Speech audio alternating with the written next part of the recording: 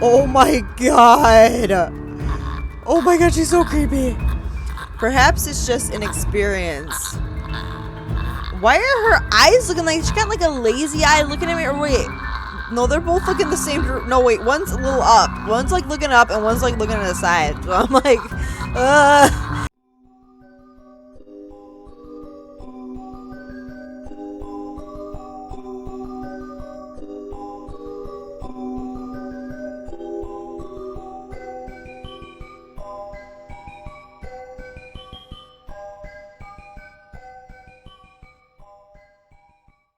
Hey guys, it's Katie and welcome back to The Letter. In the last episode, we waited for Isabella to get ready and we headed over to Zach's house. Zach wasn't in his apartment and we decided to just chill and stay and wait for him. Zach comes home and we talk about the woman and the letter and we ask him, has anything been going on with you? He tells them about the photographs. When he talked to Professor Andrew and when he showed him the photographs, we kind of go over that a little bit.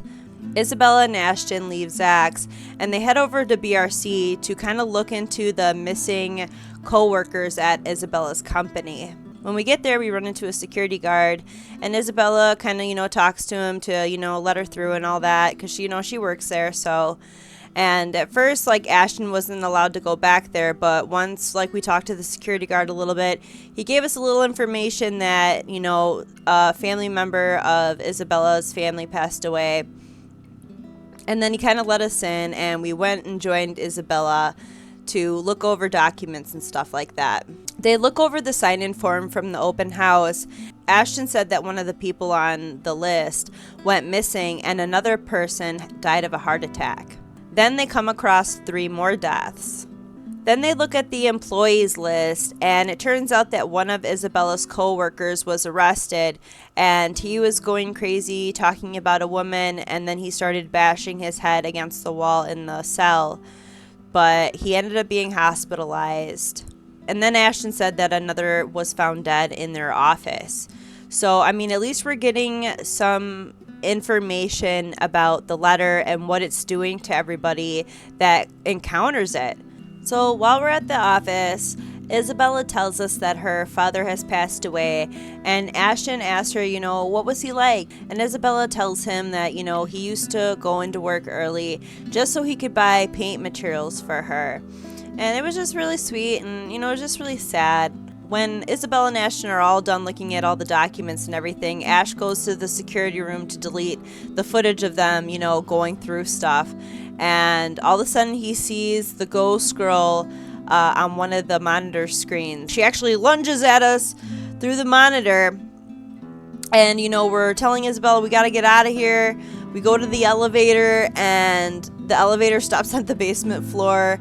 And the doors open and, and it's all dark and creepy.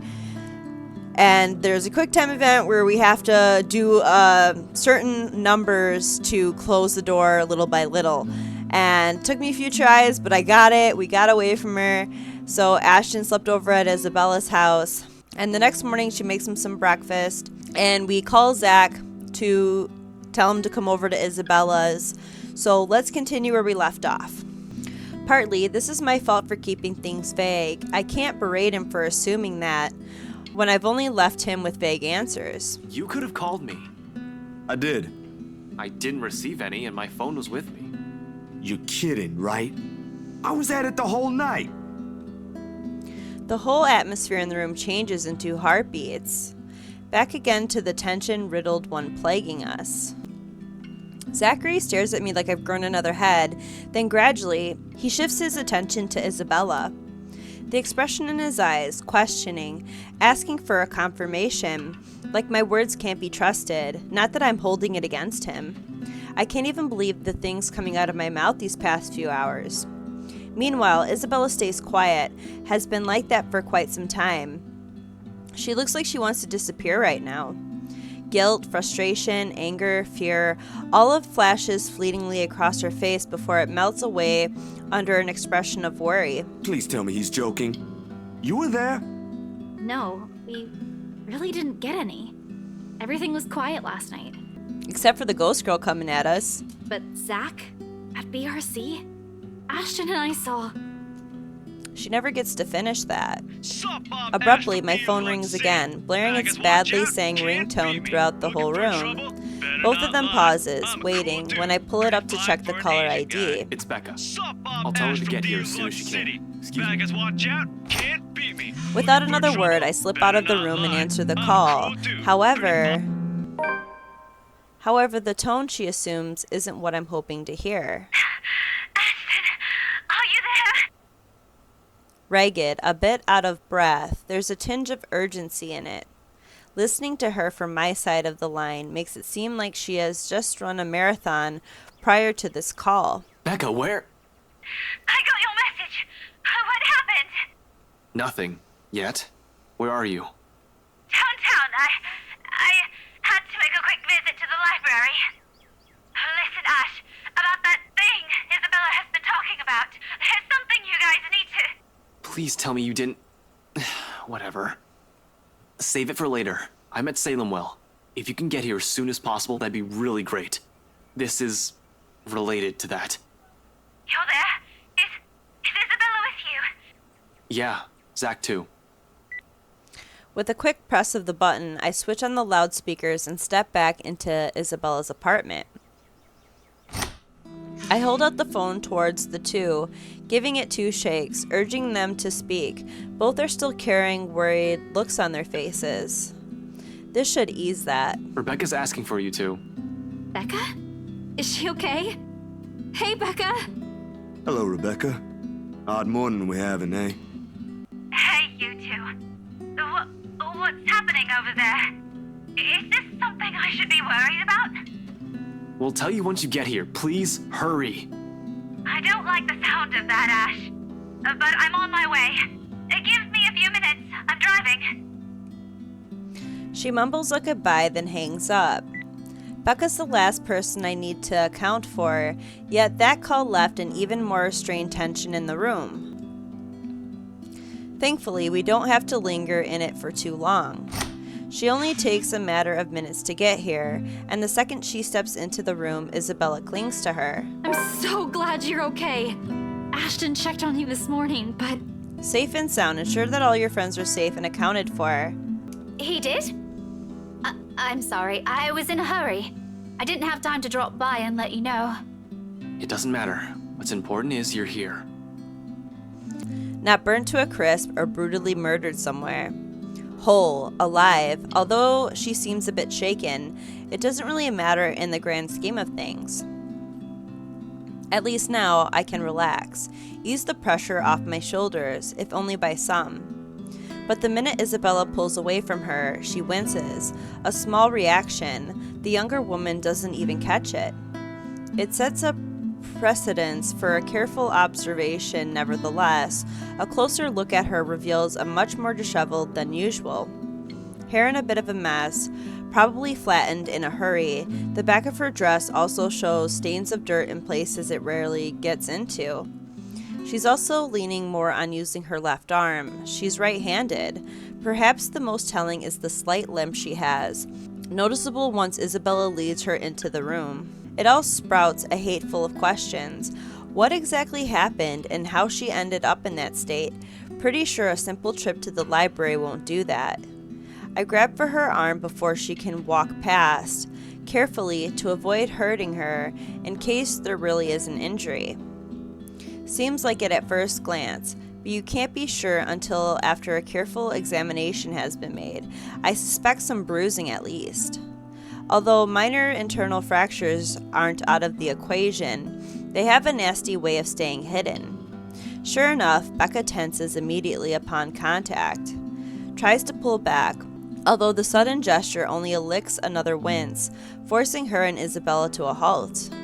Both of them turn to me almost the same time, their eyes searching mine for answers. Rebecca, for her part, doesn't appear quite pleased with the interruption, or the fact someone has brought it to light. But that someone also has to make sure. Let's save.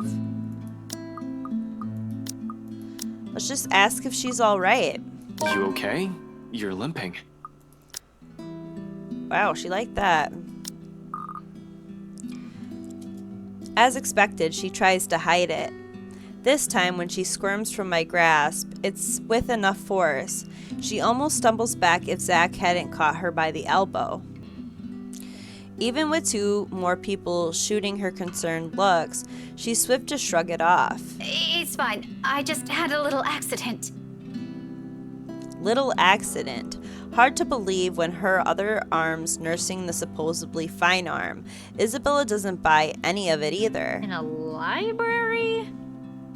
Well, yeah. It kinda caught me off guard. Something's happened there, hasn't it?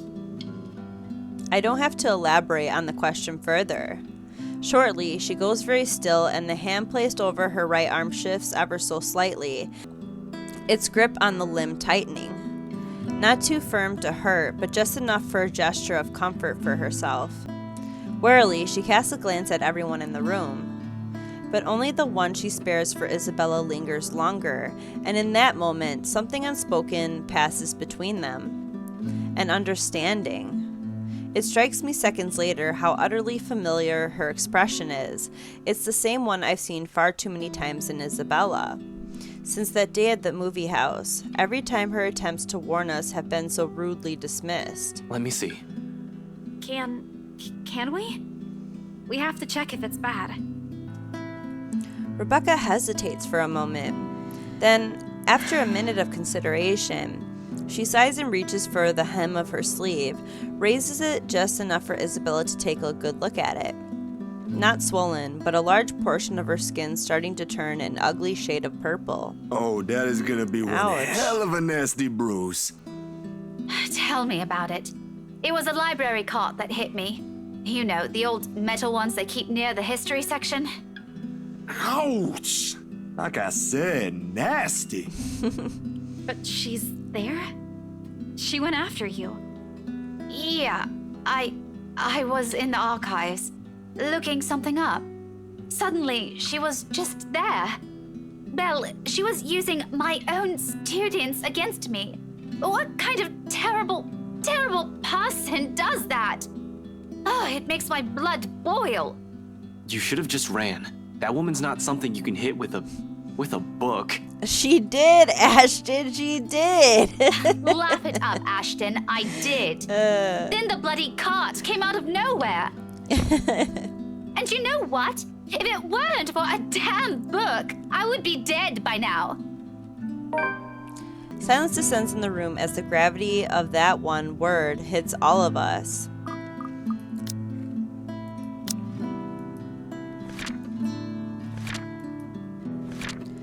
To Ashton and Isabella's relief, Rebecca later called back. Soon she showed up at Samwell, looking worse for wear. When the detective asked about it, worried, all the redhead could give was a frustrated answer. Fortunately, before the topic turned grim, Isabella stepped in. Okay. Dead. Another close call, another would have, another one we've narrowly avoided. How long can we keep this up? We're bound to break at one point. No normal human being with a sane mind can last like this. It's a miracle Isabella hasn't cracked yet. After all, she was the one who found that letter. I've expected her to have caved in by now, yet her voice, calm and composed in the face of this, is what cuts through the thick air. I'll go get a cold compress for that arm. You guys take a seat first. Ashton and I, we have a lot of things to talk about. That marks the end of it, at least for the time being. And as soon as Isabella returns and hands Rebecca the cold compress she promised, we get straight down to business. Surprisingly easy, considering the rigid air in the room. Although there's some tense fumbling for words at first, the whole conversation gains steam once what happened last night at BRC has been put on the table. All at once, everything we brushed off, carelessly ignored, and rudely dismissed have been laid out for close scrutiny. Finally! Zach's encounters with the woman in his dreams, Rebecca's close brushes with death every time she appears, the dread, the fear, the terror she brings out even in the bravest of us. Everything. Because no matter how bleak this all seems, there must still be a way out of this. There has to be, logic be damned. Or at least that's what Isabella and I would like to believe. Yet, even as the cold morning light shifts to the warm hues of late afternoon, and eventually night, none of this still makes a fucking damn sense. Darkness has fallen, but we're still nowhere near figuring things out. If anything, we're more at a loss than we've ever been before we even started this. The next thing I know, frustration rears its ugly head, and the sheets of paper I've been holding smacks the table harder than I've intended. The sound of it echoes loudly in the small room, and everyone simply falls silent. Along with it is a release of another long-held breath. Perhaps the 100th since this morning. Yeah, he sighs a lot. We aren't getting anywhere at this rate. Don't just drop it. There must be something in this we aren't seeing yet. It's an odd thing to hear from her. The very words I've been telling myself every single time I find myself facing a dead end. We can use a little of the optimism right now, I guess. I know, but what are we supposed to be looking at here in the first place? Well, we already looked through those files. You're the one that picked them out last night, right? All of them? I'm pretty sure every person we've checked in there isn't necessarily involved. One client possibly died of old age. Remember, you found that dumb paper. Not so dumb if it can kill all of us. Very funny, Z-Man. Anyway, like I said, you discovered that paper right before the open house. No one else was allowed inside during that time.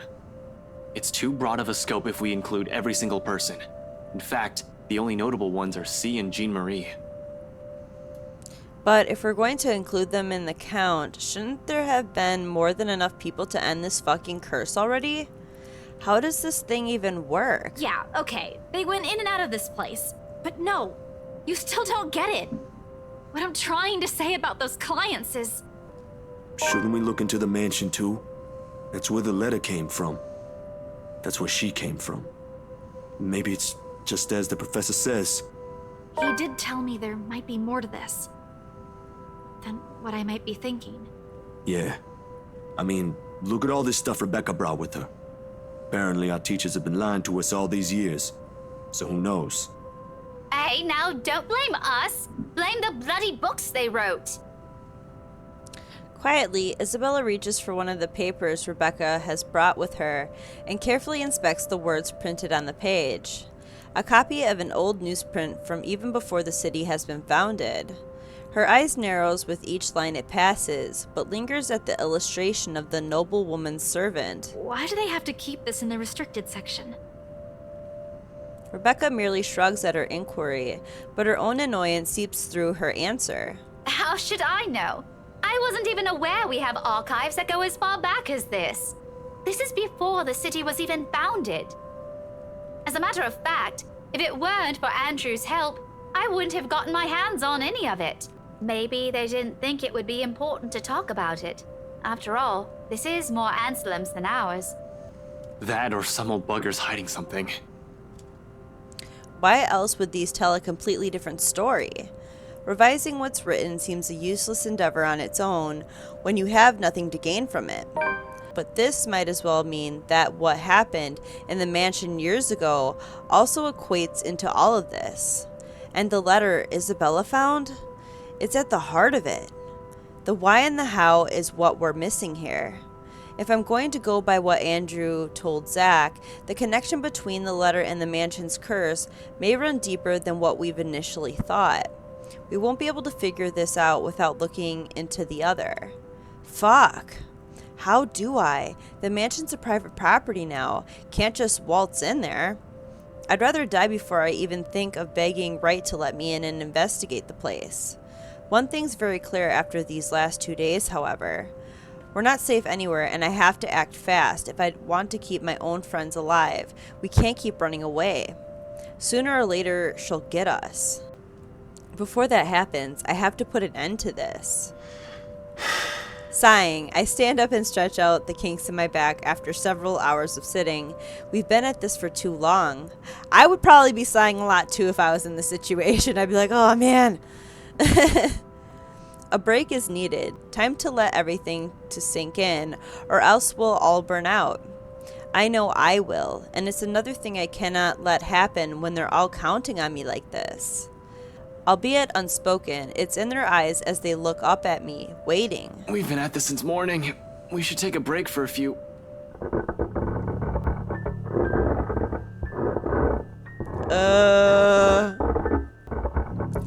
The rest of it never makes it out of my mouth as something heavy and grating sounds from the far end of the room. A harsh, booming noise rending through the eardrums of everyone in the room. All at once, the three of them are on their feet, while I quickly palm for my gun on the table. Yeah, but what is your gun gonna do? However, before I can pull it up and remove the safety, the whole racket stops.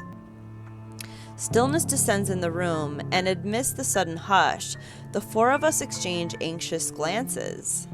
So much for a break. Ashton, that might be... Gather everything. No questions asked. They waste no time getting to work, piling up the documents we've been reading through. So this is so cool, like, finally, like, the ghost is, like, something's happening with the ghost while they're all in the same room together. So this is like, this is getting exciting for me. I've been waiting for this. Even Isabella is unusually silent as she gathers everything in her arms, her own movements sharp and precise, a deep furrow in her brow. There's fear, but something hardened and urgent overshadows it. But the moment doesn't last. Before we can even finish, another noise ups the tension already gripping the place. Suddenly, the lights go out and the wardrobe at the end of the room rattles, as if something inside begs for freedom. Cautiously, eyes glued to it, I take a step forward and I release the lock from my gun. I'm no trigger-happy person. I'm not even sure if this will work on a ghost. But right now, its smooth surface against my palm, with the trigger on my finger, provides the closest thing I have to relief as I approach the closet. Ashton, what are you doing? I don't think that's a good idea. We should just... Worried as they all are, they immediately stop at the slight raise of my hand. But the edge is there while they all huddle in the space between the door and the room. In case this goes south, whatever I find inside, they have enough time and space to run from their position. In 2 deep breaths, I've crossed the room and stood in front of the closet. Whatever's inside has yet to stop thrashing. Instead, it has now moved to banging at the door, louder and louder the longer I dally. Another shallow breath. A glance at my companions. A nod. Something creaks. Then, in the next moment, I'm grasping at the handles and swinging the doors wide open to reveal... nothing. Right away, I part the clothes hanging on it, and still none. No ghost. No woman. Not a single trace of whatever... Oh my god, the fireworks scared me. People are, like, shooting off fireworks outside my house, so I'm like, ugh! Not a single trace of whoever's inside. Confused, I glance back towards my companions, only to see them mirroring the same expression on my face. The noise has finally stopped, but I'm quite sure it isn't my imagination. Or maybe it is, and I'm just too strung up that my head's now making things up. Whatever the case is, we need to get out of here as soon as possible. This only confirms we aren't safe anywhere. Without bothering to close it, I move back, ready to leave, adrenaline now coursing through every vein in my body. In the next second, I'm barking orders and... We should go. Everyone, we need to... Ah! I'm sent sprawling on my back as something cold catches my ankle and yanks. The resulting fall knocks the wind out of me. Pain racks my whole spine and the back of my head as it collides against floor, with force enough to dislodge my own brain from my skull. Jesus! A moment lasts before stars fade from my vision. And then, I sense it. Cold tendrils twisting around my ankles, the smell of vile rot assaulting my nose, nauseating, sickening. A foul smell draining every feeling in my body. The moment her horrid laughter, still as unpleasant and vicious as the last time I've heard it, reaches my ears, my eyes snap open.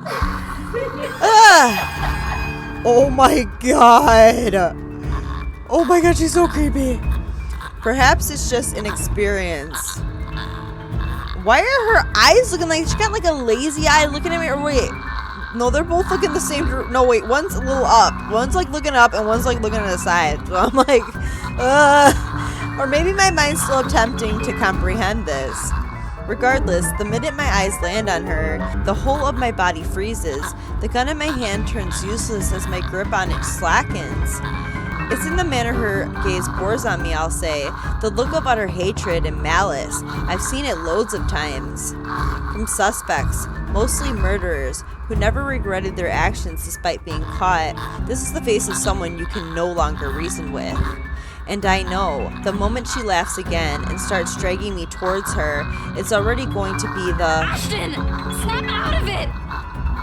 No, I can't die here. Not yet. The haze fades from my mind and instinct kicks in, then and there. Everyone out! Get out! Get out of here! Ah!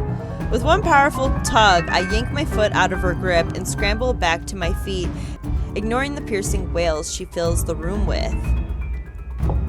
Within a span of a second, I'm gunning for the door, grabbing the wrist of the first person my hand can reach and leading everyone out. Into the hallway, down the flight of steps, and right inside my car.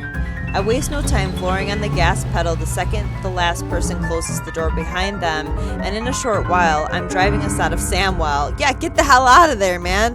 I don't even entertain the thought of winding down just yet. Even as the last of the woman's painful cries fade into the night.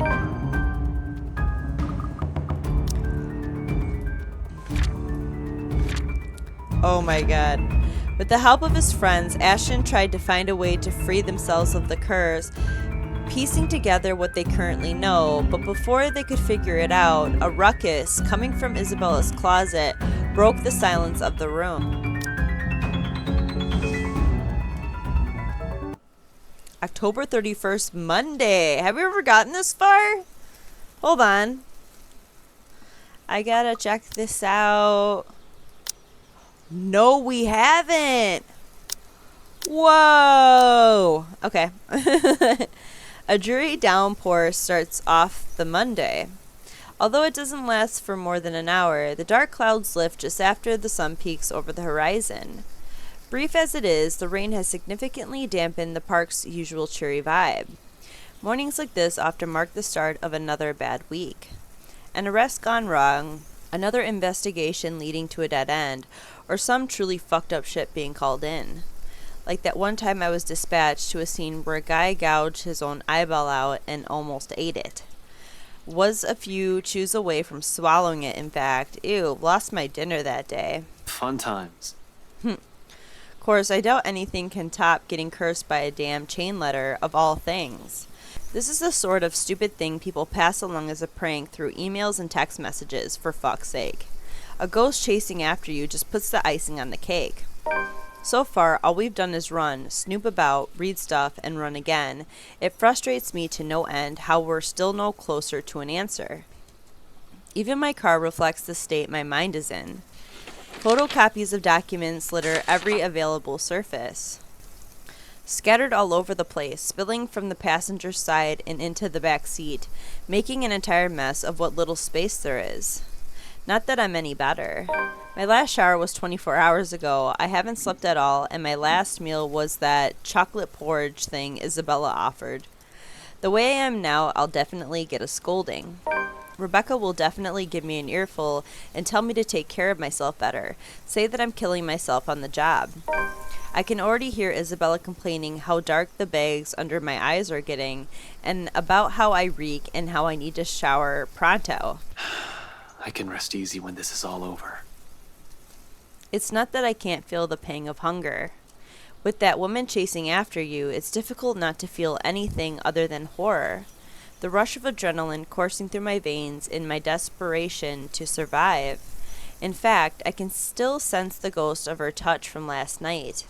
her bony digits wound tightly around my ankle, and that horrid smile she has on her as she pulls me closer. The memory's enough to send a shiver up my spine and make me antsy. Perhaps the only thing comforting about this is the sight of my gun nearby. From my dashboard, sunlight glints off of Ophelia's surface. Okay, so that's who Ophelia is, his gun. Normally, I keep it hidden in a compartment. Luxporn police regulation only allows authorized people to carry firearms, and even those are limited. I do have that authorization, but I never really saw the need for its use, when the standard issue tasers are more than good enough to incapacitate anyone. If not, I can always throw them on their back. Those judo lessons Dad forced me to get as a kid has its uses too. On a ghost, though, of all those will probably yield the same result. They're all useless. I might as well use a stick. However, it's the feeling of ease I'm after, of what little of it I can gather from it. The awareness that I, at least, have something to protect myself with in case things go wrong. That I can still protect the people who are still depending on me despite the missteps I've taken. It doesn't take the edge off, though. The feeling that your whole body has been strained far beyond its capacity. Frankly, I'm already running out of steam. The only thing pushing me right now is knowing someone's still depending on me. A stretch is still in order, though. I've been sitting here since last night. Soon, I step out from my car, closing it behind me with a thud as I take in my surroundings. The rain did wonders. The morning air feels crisper and cooler than it has ever been in days. For once, the weather seems to be taking a turn for the normal. Luxporn normal. In the distance, beyond the buildings lining the horizon, dark clouds are blowing in. A storm might be due this evening, give or take. A shame for the people looking forward to Halloween tonight. Ooh, Halloween. That's when shit's gonna go down. I'm not sure whether this is something I can look forward to as well. Still, I bask in the change it brings. Inhale, exhale, breathing in, taking in the peace as if it will be my last. But as with all the good things, the quiet shortly comes to an end. Not necessarily a bad end. The chatter reaches my ears first, halting my movements. Hold on, let me see where we are on the branching tree with him. It's been a while since I've checked it.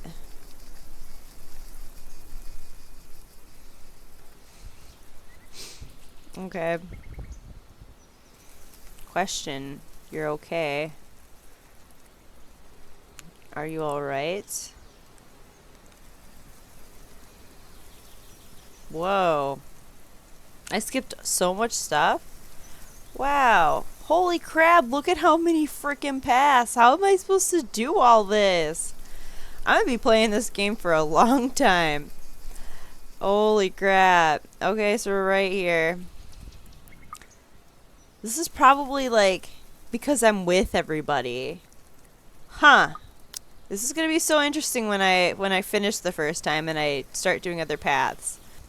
Sure enough, when I glance up, I find them, Zach, Rebecca, and Isabella, just as they've entered the park grounds, bags of convenience store food in hand.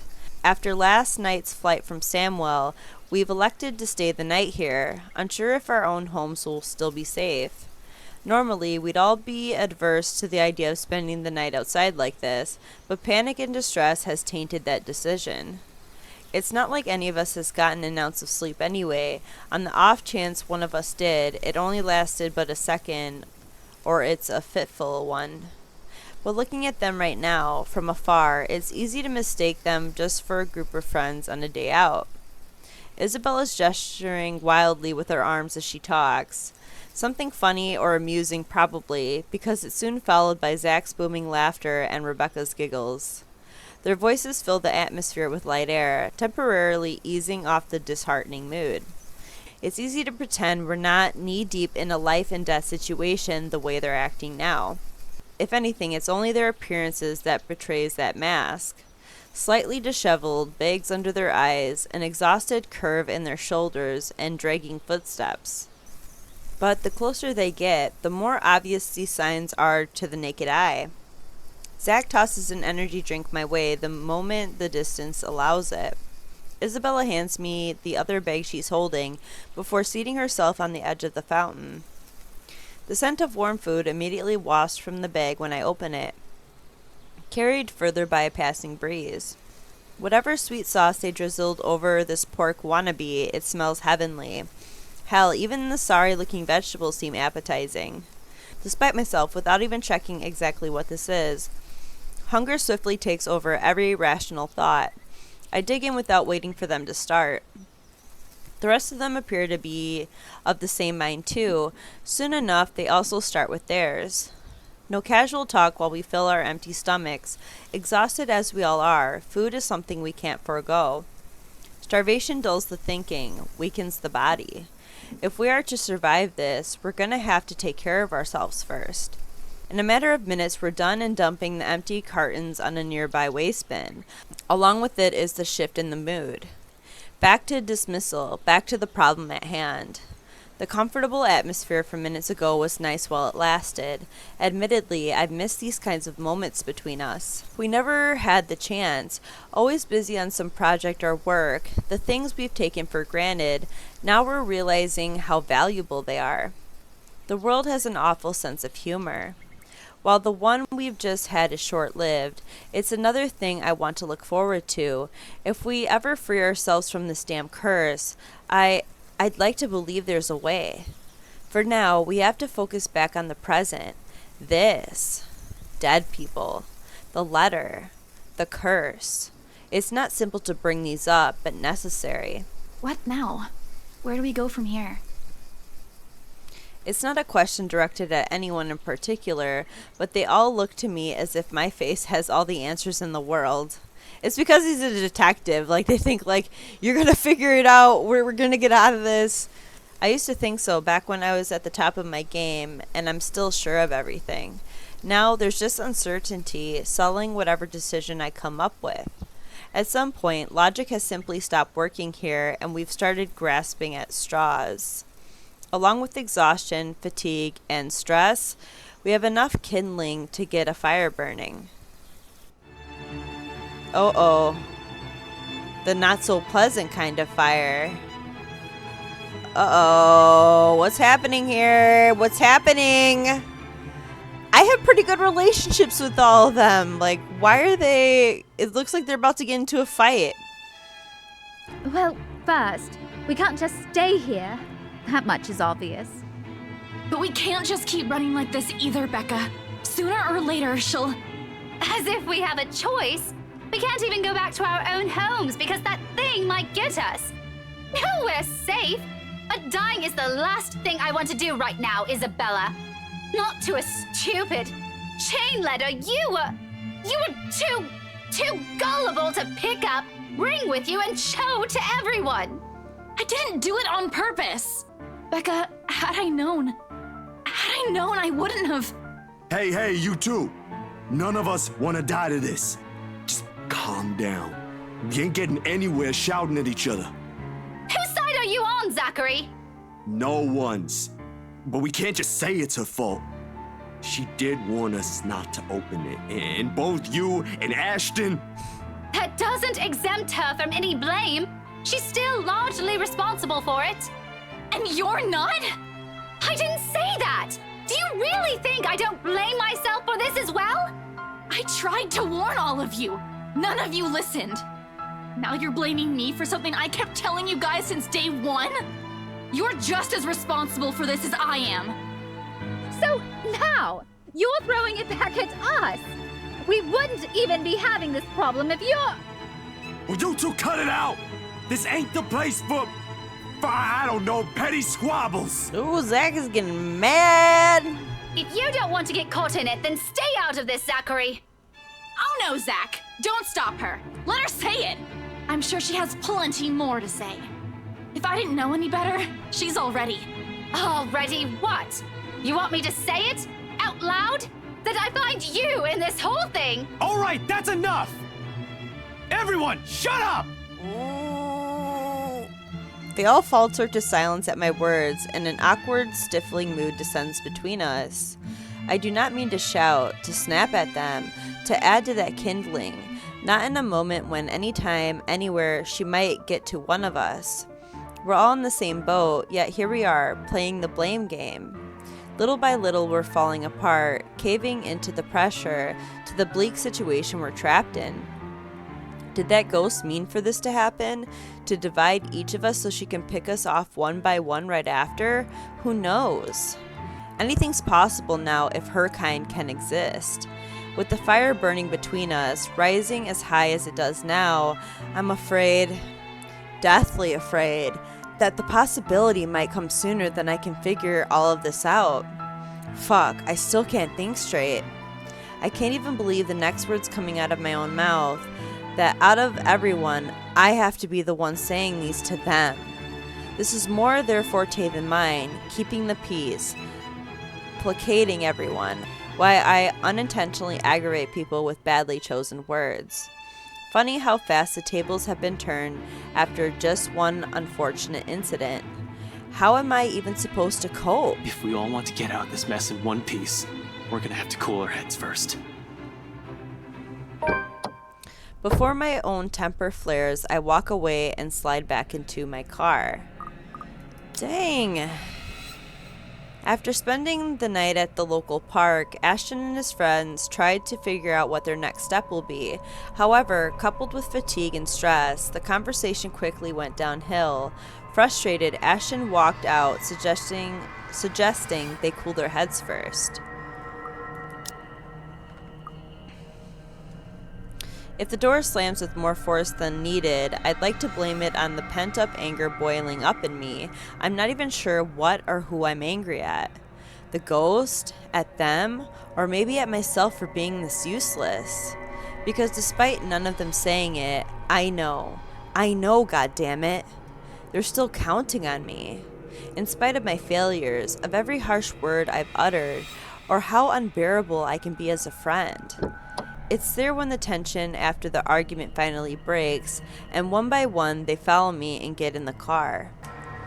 It's in concerned glances they shoot my way when I start the engine without a word and drive off. It's in their silence, a heavy gift, their unwavering trust. Yet it's one I'm more than willing to carry, even though my own exhaustion, if only to keep them safe.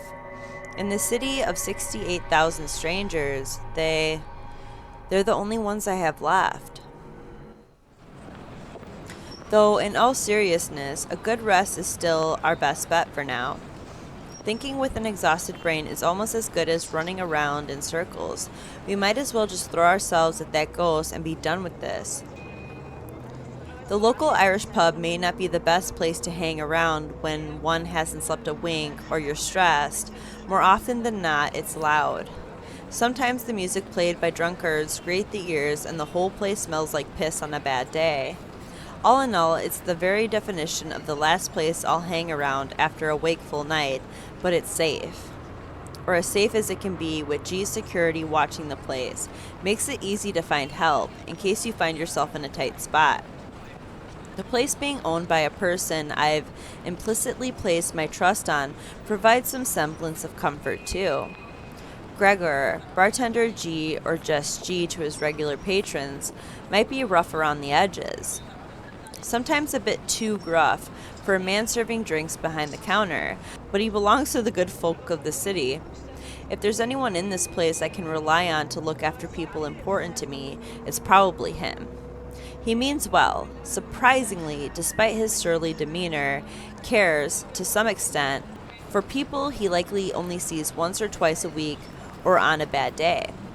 Not the best job in the world, in my opinion, but that's exactly it, isn't it? In wine, there is truth. Alcohol, in this case. It loosens the tongue, forces one to let his or her guard down. Whatever inhibitions anyone has, it all flies straight out the window after a few glasses.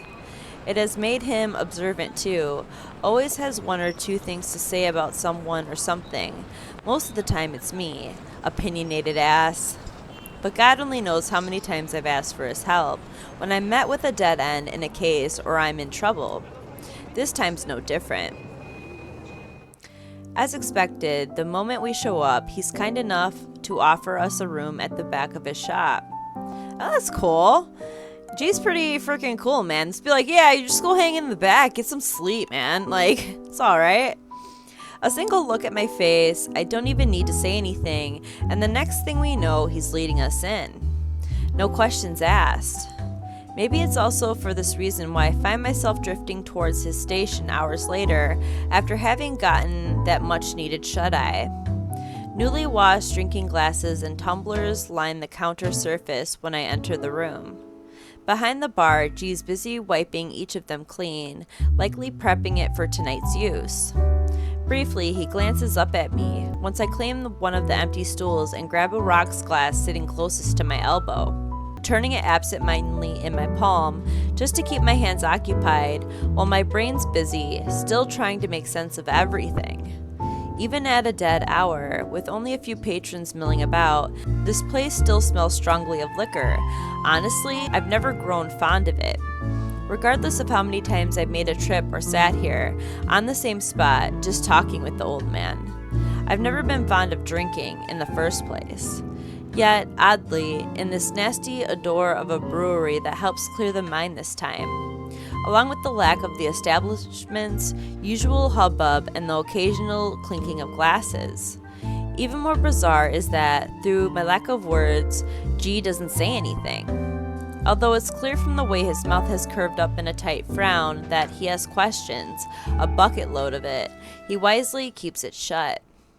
Instead, he simply focuses back on his work, rinse, wipe, stash away, repeat, going through the motions with such familiarity, it's almost a trance. Watching his precise movements quietly like this, with these thoughts swimming inside my head, it's easy to lose track of everything around me. One solid lead on this, one possible way to sort this out, but will it work? Especially if my assumption's correct and that the reason Zach was there yesterday morning was because of the curse. Something must have happened there for him to see the need to visit the place that morning. What if the couple has fallen victim to the curse too? It doesn't fall outside the realm of possibility. I've been so biased, not even thinking they might be in danger as well. But during the open house with Isabella, they might have seen the letter and... fuck. Stupid. Some fucking detective I am. You shouldn't be blaming yourself, Ash. This is like something totally out of your control and your element. There's nothing you can do if it's like paranormal, you know what I'm saying? Like, I don't know. He shouldn't be blaming himself, being like, well, it's all my fault, I'm not a good detective. It's like, if something's out of your control, it's out of your control. That's likely the moment when Cooper saw it. If the logic holds, I need to hurry there right away, and if there are answers anywhere, it would be there. It should be there, where all of this fucking mess started. It's not only my life on the line here, there are others. What happened to us, I won't wish on anyone else, no matter how much I loathe them, or how complicated all of this has suddenly become. The letter, the woman, the mansion. And now there are voices lacing venom inside every crevice in my head, murmurs that jeer, scoff, and deride whenever an opportunity presents itself. It's because you didn't listen. It's all your fault. Why won't you believe me? Why is Zach, Isabella, and Rebecca's voices like blaming him? A reminder of what I failed to do and who I failed. At some point, they all begin to blur together, twining and coiling, every horrid image and memory of her seeking the forefront of my mind. No matter how much I refuse to remember the fear I've felt then, to push it as far back as I can, the visions come to me like a deluge. And before I know it, before I can drown, another voice pulls me out of it. You doing good there, boy? His hand is on my shoulders, gripping it tightly and giving me a light shake. There's relief in his face when I finally look up at him, although his frown appears more distinct than the concern in his eyes. It's deeper now, marred with worry and agitation. He does let go when I offer him a small nod, but the furrow between his eyebrows never leaves his face. He always has a knack for reading people after all, even someone who can be as closed off or distant like me. In all the time I've spent in the forest, there's only one other person who has who's as keen as this old guy, the chief. Funny, and weird to some degree. I pointed it out to him so many times before how much they look alike, only for the observation to be brushed off with a vehement tone. It's the same voice actor for the chief and the bartender, so it's kind of funny. I've never brought it up again after the third time, out of respect for the guy. Whatever it is, it's clear it's something he doesn't want to talk about. Why push, right? However, during times like this, it's impossible for the thought not to come up. He even has the glare down pat. Under his wordless scrutiny, I feel like a damn rookie again. You're looking a bit green. Sure you got plenty of rest back there? You were only out for an hour or two. Wouldn't hurt to try and get some sleep. I'll keep an eye out. No need. Don't worry about me. I won't be able to get some sleep anyway. Not with her face still a clear picture in my head, no. I heard that from you before. Not buying it. What's the story this time? This as bad as that case with the guy who ate his own eyeball? Ew. I wish it were. Jesus, stop reminding me. I hated that case. If I didn't know any better, I'd say you get a kick out of telling people about it. It's useful, you know, for blokes who don't know their limits. Ew. Sends them right out the door after I start with a description.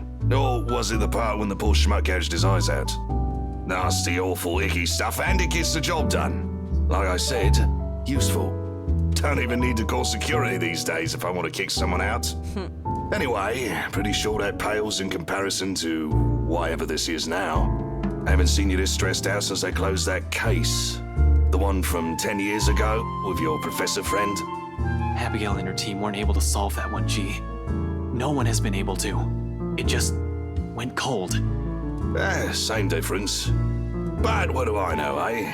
I just serve drinks, listen to people's problems and their whining, then make sure they get home safe afterwards. Thing is, I'm also not blind, kiddo.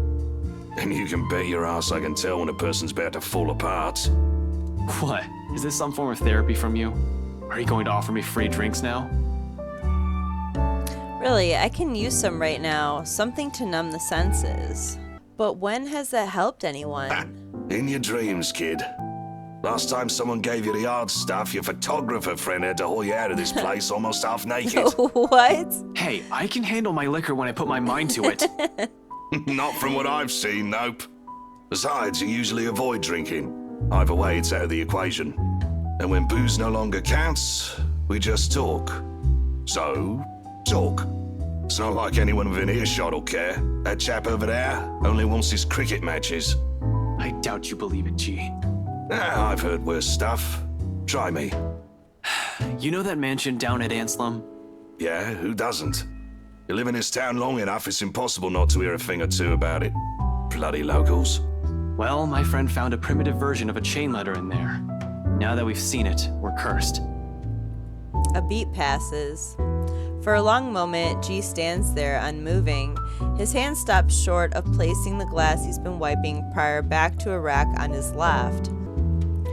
All while he stares at me with eyes that are nothing short of scrutinizing. He probably assumes I'm joking. Who wouldn't? Not a week ago, I've been put in the same position. Even now, in spite of the things I've seen and heard, it simply won't sink in. Or maybe this is just desperation creeping in, the idea that I may not be able to find a way out of this. Whatever the case is, for people who hasn't experienced what I'm going through, this will merely sound like an awful Halloween prank. It's not a prank. This must have been what Isabella felt the whole time we made fun of her that day. This isn't a prank! I saw something! Now it's too late. We're stuck in a never-ending nightmare where the only way out might be death. And like I've expected, G's reaction to it, an amused laughter. It booms throughout the whole pub after a long bout of silence, like I've just told him a particularly funny joke. Okay. Good one, kid. You don't want to spill. No one's forcing you. Seriously, though. Good one. Although I want to be angry with him, I can't find it in myself. Can't even muster the energy for a scowl or a glare. Nothing but a taste of my own medicine to temper the annoyance bubbling up in me, I suppose. In the end, echoing her words is the best I can do. It's not a joke. Yeah, alright, good luck with that. You're on your own. Here I thought you didn't have an ounce of humor in that body. Guess I'm wrong. He shakes his head, lets out another chuckle before returning to his task. By now, almost half of the glasses have been put away. The only ones remaining are the smaller kind used for shots and stemmed ones for cocktails. Despite being busy with his task, his amusement does not entirely disappear from his face. He keeps talking, as if I'm simply another customer he entertains with his stories. But we both know it's more than that, if the wistful expression on him says anything. Man, can't believe you're the same rookie who walked in here almost a decade ago. Too smart for his own good, that boy. Has always been 2 steps ahead of things. Now he's here, sulking. I must have screwed up somewhere then. I must have screwed up a lot. For things to suddenly shift like this, for me to become a mere shadow of the person I used to be. Nah, I don't think so. This one, screwed up? Not by a mile. It's too early to say. You've still got several years ahead of you, Holmes. Take it easy. But some things change, eh? It has been years, and you were a kid back then. You know, the sort that's a bit unsure, making all the horrible decisions in life he'd eventually be embarrassed to talk about. You never stopped calling me kid, though. Well, you still are. It's just that this time, you're sure of who that badge and gun is for. What was it you police types usually say? To protect and serve, yeah? A significant pause follows at its heels. From both of us, as he allows its meaning to sink in and spur something in me, stirring a feeling both heavy and forceful, but not completely unwelcome. Familiar. Though before I can even clarify what he's trying to imply or gather my thoughts on the matter, G turns away to begin his work on the silverwares. After the argument at the park, Ashton took his friends someplace where they could rest. G welcomed them to his pub without question. While the others were sleeping, the detective and the bartender had a little chat about the past and what had changed over the years.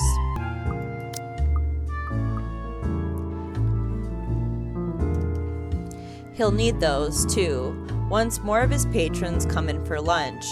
Slow and easy. A sharp contrast with the strained air we've been wading through these past weeks. A fleeting moment, but one I allow myself to relish, if only because of its absence lately. The way things are now, this is almost a gift. So when it all ends with the loud shuffling of foot from the adjacent hallway, a sigh is all that leaves me. There's no need for me to look up to know who it is. Zach's treads alone are telling. There's always a weight it's set to them, steps that are taken with a lazy cadence. Like he's always trying to make himself smaller, less conspicuous than he actually is. In a place he's unfamiliar with, he also tends to linger, stand awkwardly at the sides, as if he's all too afraid to break something. Aww. That or he's waiting for permission of some kind. Either way, he's never been the kind to barrel headfirst into things or forego courtesy, despite appearances.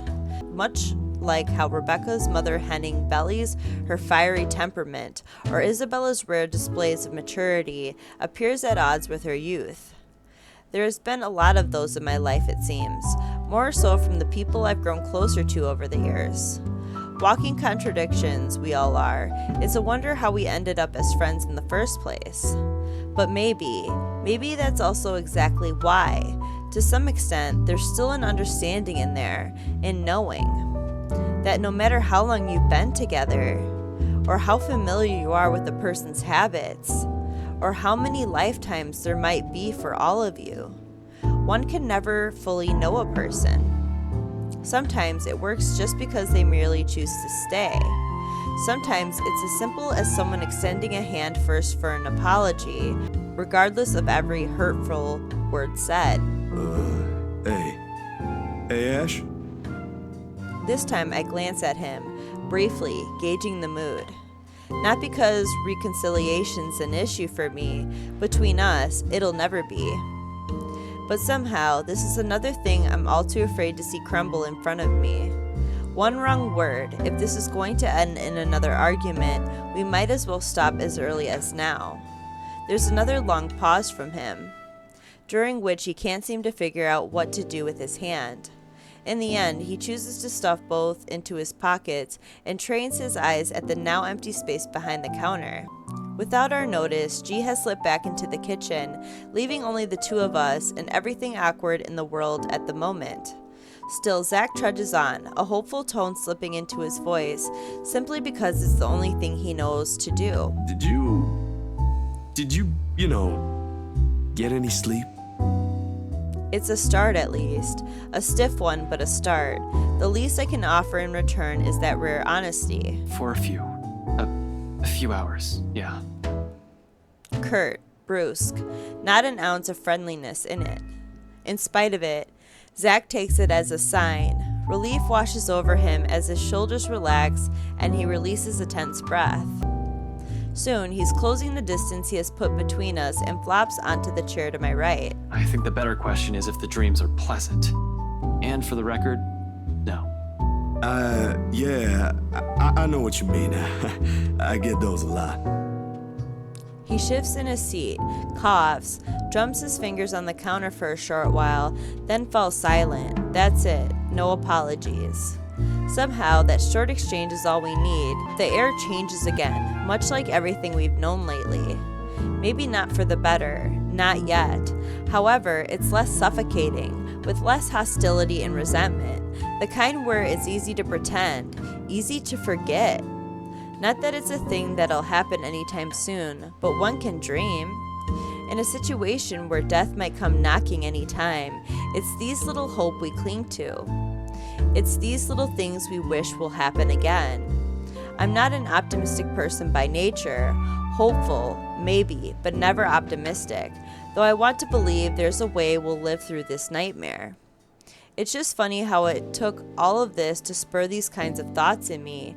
I can't even remember the last time something like this has occurred to me. For some reason, after seeing one harrowing thing after another, I've simply forgotten. Why are you suddenly smiling like that? Huh? Oh, no, I was just thinking about something. Well, it better be something that'll get us out of this mess. What makes you think I know how to fix this?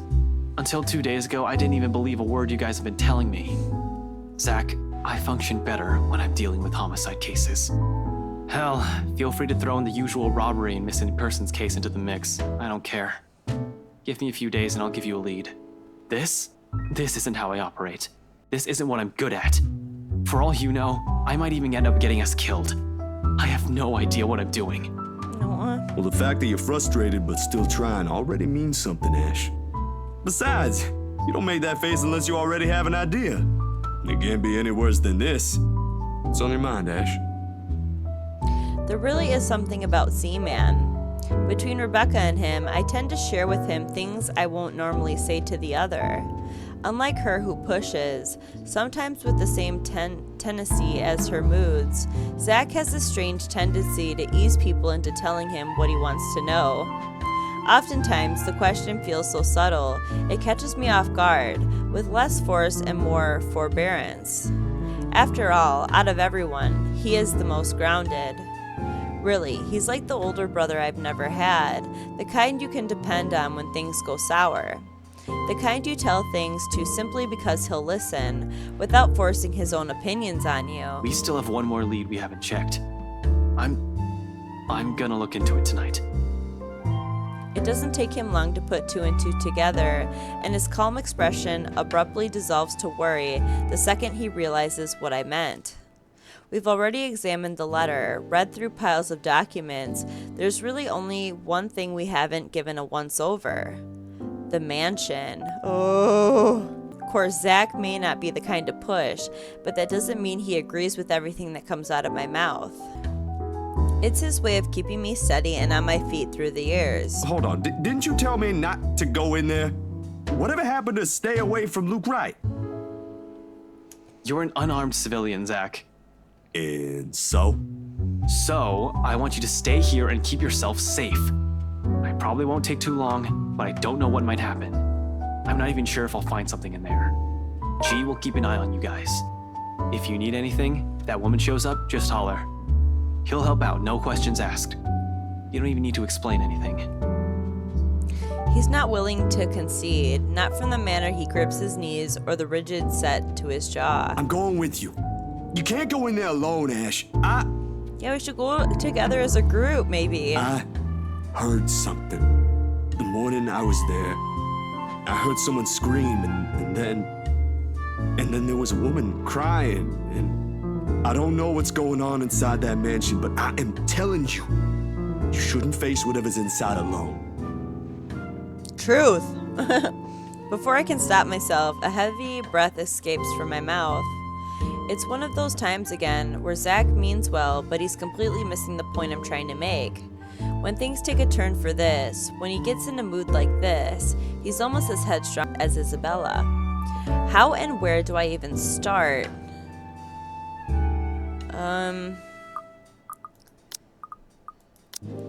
I'd feel better if I don't have to worry about you. There are only two ways this will end. Oh, dang, we're almost up with Isabella. I agree with him and take him with me, or I agree with him and drop the idea altogether. Neither appeals more than the other, especially when we're all desperate for answers and a way out. If all it'll take is a little more honesty to make him drop this harebrained idea, so be it. Look, man. Bro. Z-Man. Zachary, listen. Why are you saying, why are you addressing him so much, Ash? You're like, look, man, bro, Z-Man, Zachary. I know you only want to help. Like hell! This ain't just about helping, Ashton! You're throwing yourself in the thick of it, on your own! Dang! Was your fall last night really that bad? Did you hit your head hard? I honestly can't tell if you've gone stupid or just plain suicidal. My head's okay, Zach. But it won't stay that way if we don't do anything about this. Yeah, I don't really agree that Ashton should go to the mansion alone. Someone has to. Seriously, this is already a desperate move. The longer we dally, the faster we're losing our options. Do we even have one? Looking back at it, this whole business with the ghost seems perfectly set up to drive us into a corner. Either until we lose our mind or she gets us. It's starting to feel as if there isn't an escape. We've already become her playthings the second Isabella found that letter. That our lives are in her hands ticks me off big time, but the idea of watching the people I care about die helplessly, more so. They're much safer here than with me. It's a selfish thought, I know, born out of fear. So in case things go awry, the very last thing I want to happen is for Zach to take the fall with me. I've already made enough mistakes. And that means it's just you. Just me. Suddenly, he clams up. Although his actions, the restless shift in his shoulders, his mouth pressing closed in a tight line, and how he starts off again in a quiet note. It all gives away his real thoughts, long before two words have even made it out of his mouth. I'm sure you already know about this. Maybe this is you trying to make amends, or whatever. I don't know. You're making your own decisions here. But if something happens to you, it'll be just that. There'll just be another dead body out there. Please, don't do something like this. Don't worry. I'm not stupid enough to get myself killed. I just want things to go back to normal, Zach. Another dead air follows at the heels of that one admission. The meaning of my words, too heavy, too striking, it stuns us into another lull. Optimism aside, we're both aware that's impossible. We're going to have to deal with the trauma right after. There will be the images, the voices whispering inside our heads, the foreboding feeling, the stench of blood, gore, and death trailing after us. We may survive this, but those things, they will remain in us for a long time. One does not survive something like this without leaving something in you. Just the mere thought of what might come right after makes me dread it. What this has changed in all of us. But I suppose that outcome is more acceptable, the lesser of two evils. 3 hours. My head snaps up and I turn to him, puzzled. He's staring at his hands with a thoughtful expression, brows furrowed in deep concentration, like he's trying to choose the right words to convey what he's about to say. 3 hours? For what? That's more than enough time to go there, to check things, like you said, and travel back here. If you don't show up here beyond that, I'm going after you. Oh my god. From his tone, it sounds almost like a warning. I'm sure it's not his intention. But hearing something like that from a person like Zach, I can't help but chuckle and throw in a jibe despite how dire things are. Just like the old times. Make that 4. What? You said you're just gonna check things. Why would you even need that long? Speed limit? I'm a ranked law enforcement officer, Zach. I'm supposed to set an example. I so wanna punch you right now. Of course, Zach never carries it out. In light moments like this, it's just how he is, how we are. Unfortunately, G chooses the next moment to show up. He slams the flat of his palm on the counter and shooting us both a stern look. Although his tone's nothing short of jovial, the disapproval's clear in it. He's obviously misunderstanding the situation. Boys, drummer's nice and all. I used to watch these bloody god-awful afternoon serials with one of my brothers many, many years ago. But listen, I am not having one in my pub, all right? You two want to fight? Go out. What? We're fighting? A pregnant pause. Then without any preamble, Zach and I are both snickering and G's glower melts into confusion. When we both show no sign of stopping, he simply shakes his head and turns away. I'd like to think it's better this way. Better we part on light terms, so Zach won't have to see every little insecurity, every little doubt in me right now. Zachary's arrival interrupted Ashton's conversation with G. Left alone, the two attempted to mend things between them, only for things to almost turn sour after Ashton revealed his plans to return to the mansion. His friend eventually acquiesced after Ashton agreed to a time limit.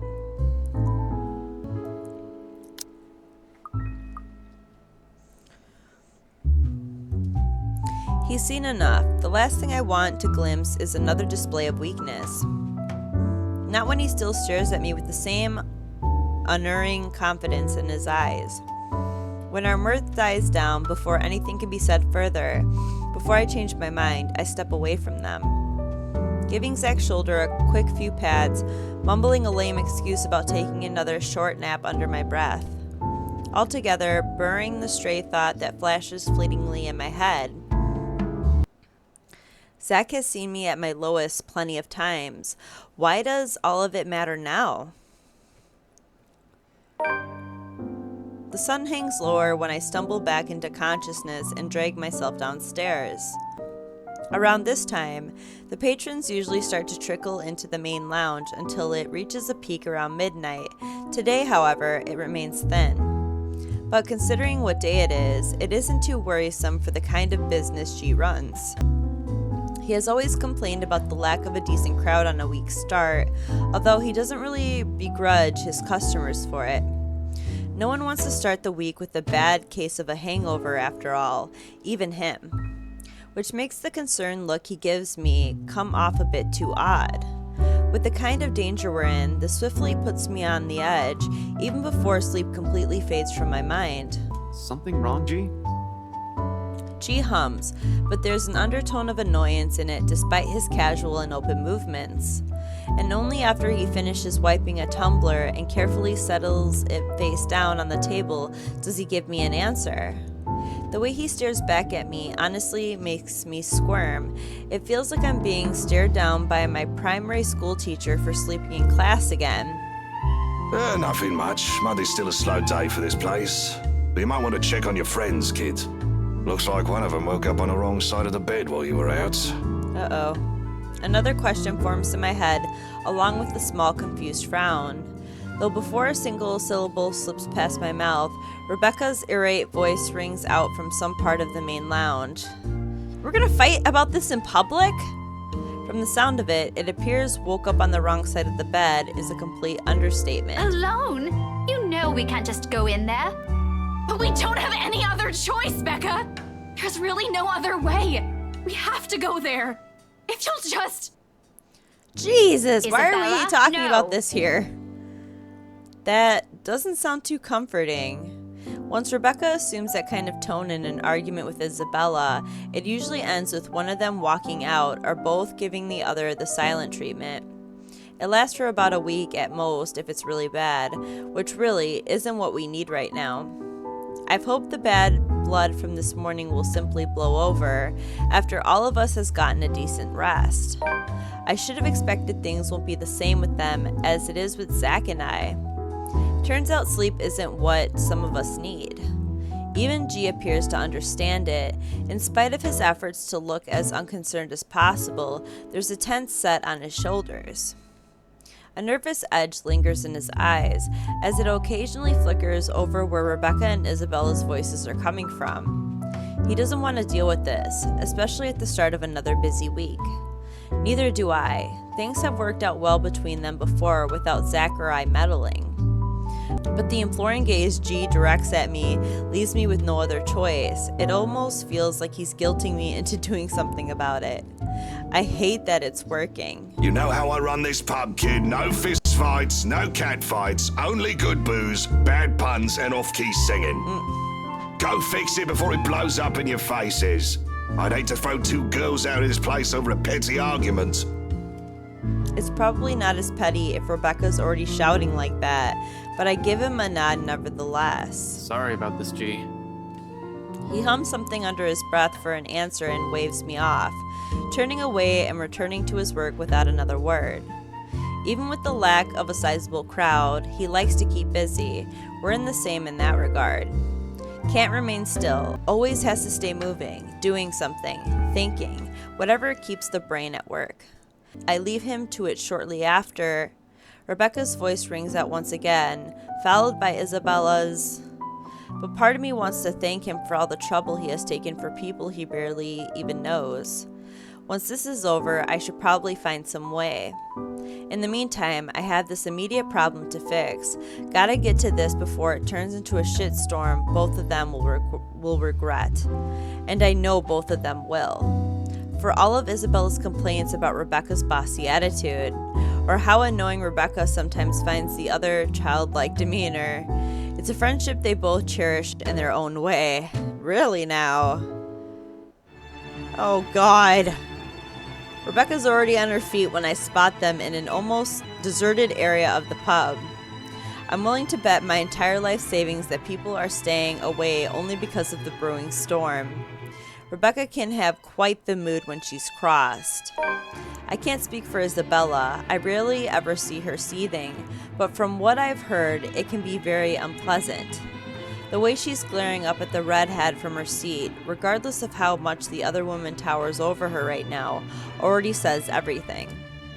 Empty plates have been left neatly piled on one corner of the table they occupy, a conversation that turns sour sometime after a late lunch then. Good thing they're already done and nothing's left to be spilled. Ah! God dang, Rebecca! Because in the next moment, before I can approach and intervene, Rebecca slams her palm on the table. It sends the silverware clinking sharply against the surface. Isabella flinches momentarily. We both do, though she shows no indication of surrendering in the face of Rebecca's temper. Everything escalates from there. You've already gotten us in enough trouble because of this let a ghost everything. You're blaming me again! And you can't expect everyone to fix your mess. It is all of your guys' problem. Like Isabella said, she tried to, prevent you guys from opening the letter, but, Ashton wanted to show it to everybody pretty much, so I don't know, why she's, just going after Isabella. She could have been like, Ashton, why did you open it? Why didn't you listen to her? I don't know. I just feel like they're all responsible for trying to get out of this mess. And just pointing the blame is just wasted time and energy, right? So You keep on putting the blame on me, but you're the one who didn't listen. All of you! If you just listened in the first place, maybe this wouldn't have happened. But you're too busy acting like you know what's best for everyone, when in fact you're the one who's being selfish. I'm the one who's selfish. Yet you're still going to do what you want anyway, even if the people around you are already beside themselves with worry. This is how you've always acted since we met, and I'm tired of it. Sometimes I wish you never even came here, because all you've given us is a headache. See, this is what I don't like, Rebecca. Like, she kind of says things that you can't take back. And it's like, once you've crossed that line, once you've said those things to a person, that person never forgets it, right? And they're always gonna like hold it in like, you know, like a little corner, like being like, well, you said this particular thing to me and it really, you know, that was really low of you, you know? So it's like, I just feel like Rebecca should think before she says things. That's the only thing I have about Rebecca. Other than that, you know, I love how she's fiery and like she'll fight and stand up for herself and stuff like that. I like that. But it's like, watch what you say, Rebecca. You know why I had to come here. My dad. Your dad has nothing to do with this. It has always been you and your whiny, careless self that has always been the problem. Maybe I should have stepped in earlier. Maybe I should have said something the moment Rebecca has slammed the flat of her hand on the table, or the second I have entered the area. Either way, it's too late to act. Harsh words have already been hurled between the two. While Ashton showed up at the pub's main lounge again, he caught Rebecca and Isabella in the middle of an argument. The latter insisted on going back to the mansion, which the former strongly opposed. However, before Ashton could step in, harsh words had already been said. Words more cutting than any blade, each and every one of it digging a wound too deep in the person they've been aimed at. For a long time, Isabella sits there in silence, while Rebecca stands unmoving, arms crossed and breathing heavy. Despite the lack of words between them, they're both vibrating with anger, refusing to meet the other's eyes. Ever so slowly, the atmosphere in the room turns thick and smothering. A strained air no one in the immediate vicinity, including me, dares to break until the one at its center does so. Rebecca definitely won't. At some point in our friendship, she has grown to become a woman firm with her opinions. She's never going to back down from this, not when she knows she has a point. Isabella, on the other hand, there's always been a certain stubbornness in her. As frustrating as it is to see sometimes, it's what has gotten her through life's hardships. Perhaps even the only thing that has. When you have nothing else, people tend to cling on to what they have within themselves instead. But she also knows when to withdraw, when a struggle turns useless, a kind of awareness almost second nature to her. When enough is enough, Isabella abruptly stands and marches towards the exit in fast, rigid steps, away from the hurt and painful words they've let fly earlier. She bumps into me in her haste, the impact nearly knocking her off her feet. Instinct kicks in at the last moment, and I reach out for her, grabbing her arm in a steadying grip. Surprise flits across her face, an expression mirrored by Rebecca behind her. Oh, I think they're gonna make me choose who to side with.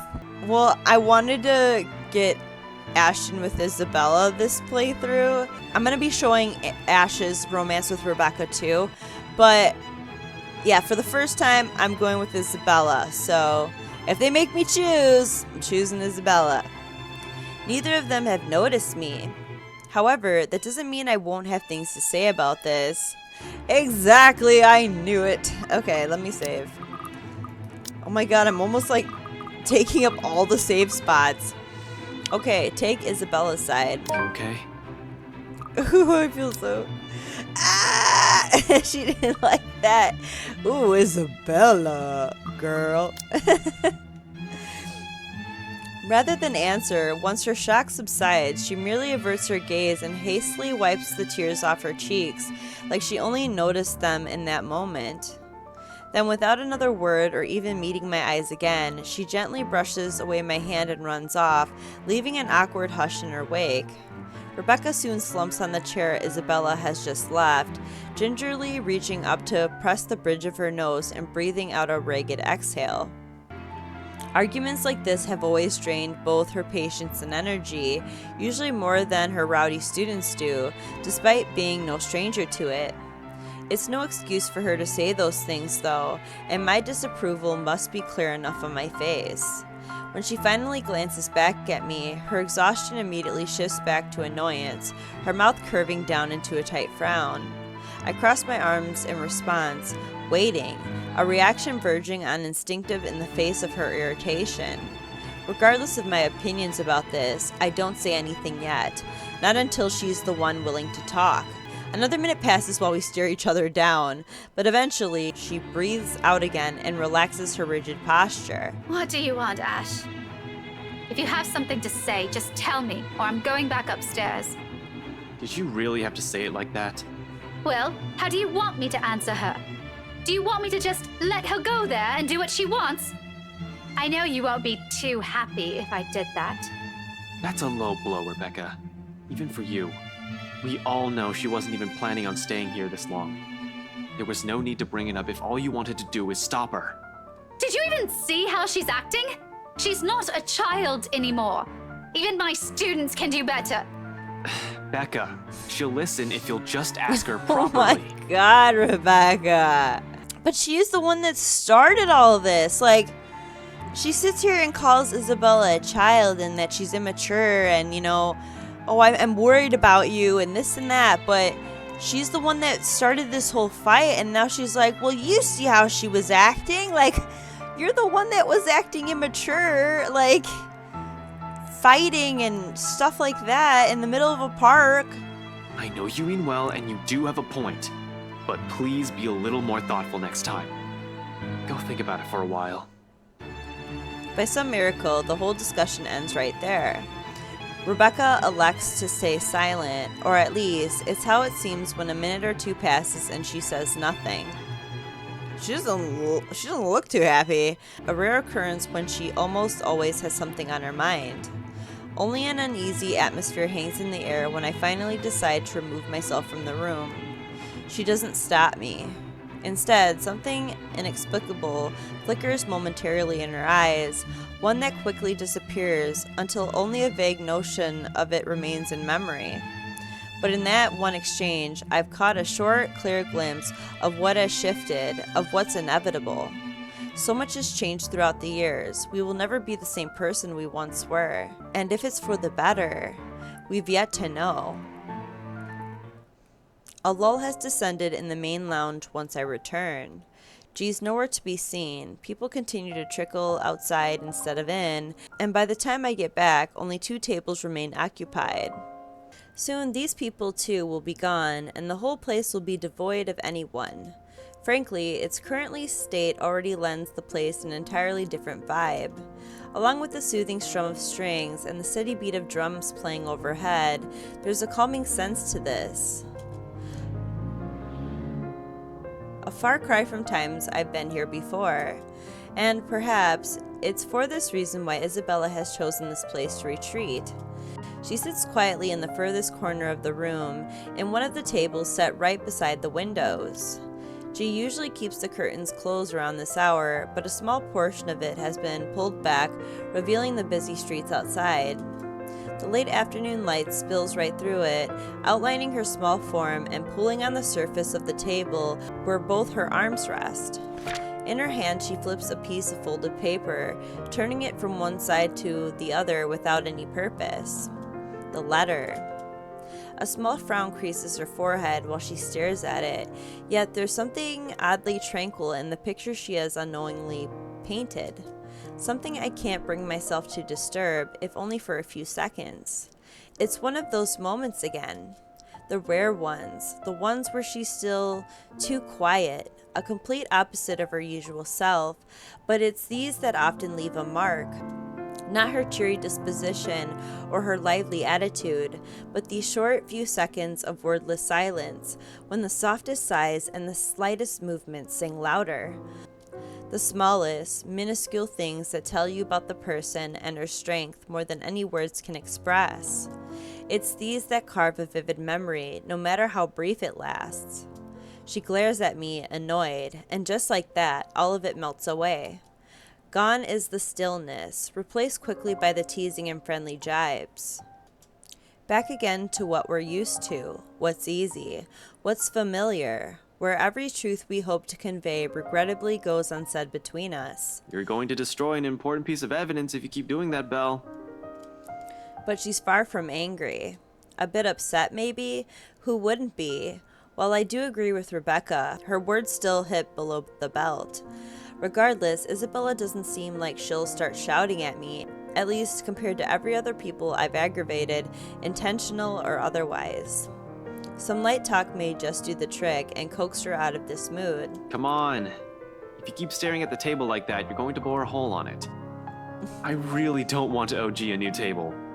He'll pick the most expensive one and leave me begging on the streets. She levels a quick glance at me, her expression dry and impassive enough to drain every color out of the room. It's as if I've just told her a terrible joke and she's expecting there'll be more of it. Really now. She needs to give me more credit than that. My jokes are funny when I want them to be. And I really don't care. I'd even take pictures and post them online.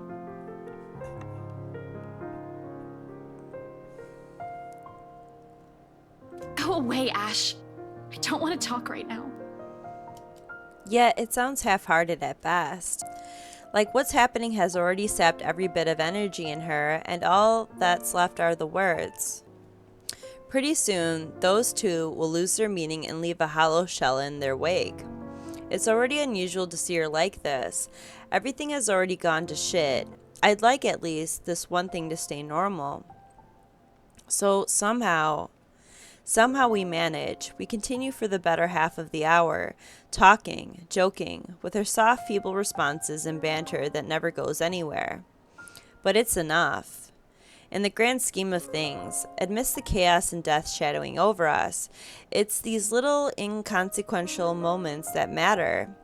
It's her smile, her laughter, when it finally rings, easy and free of her burdens. Okay, I have another one. I don't want to hear it, Ashton. Go away. No, really, listen. I know someone who talks like an owl. Will you leave me alone if I bite and ask who? A pause. And then she frowns as realization slowly dawns on her. Confusion flashes fleetingly across her face before eventually settling on a grimace. Oh.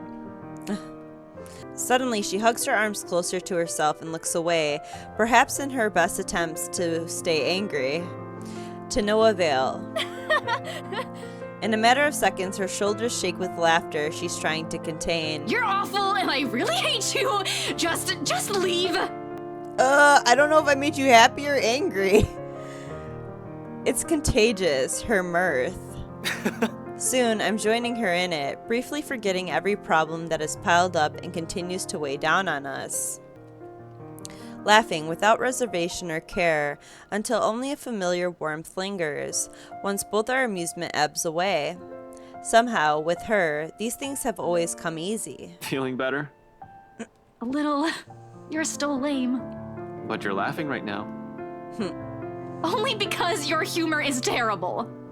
Right. Keep telling yourself that. I know it's funny. And you know what? If you've kept frowning like that, your face might have cracked. That would have been really messy and ugly. If glares can kill, with the one she sends my way, I'll probably be dead by now. Seeing it directed my way, it only takes a few quick seconds for me to realize how she might have also taken my statement. How wrong and rude it might have sounded in her ears, however unintentional it is. I've never been good with words, but that's never an acceptable excuse, is it? Suddenly, taking the brunt of her anger seems less complicated than correcting or explaining myself. Nevertheless, I try. What? God, crap. Damn it, that was so not what I meant. I was just saying you look better when you're smiling.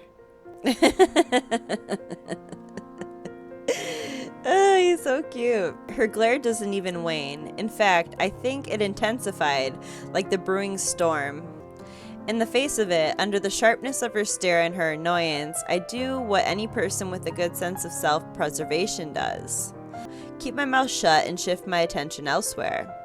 The crowd outside looks very interesting today. Maybe I should... Thanks, Ash. She utters all of it in a voice too small, too quiet, but when I turn to her, only those words, her gratitude, resonate throughout the whole room. Not the soft clinking of silverware somewhere, nor the last strains of music fading into silence above us. Instead, it's the meaning behind her gaze as she holds mine that lingers. Steady, unflinching, and open, in the same way she looked at me all those years ago, with bright eyes and an expression softening into a tender smile. I didn't understand it then.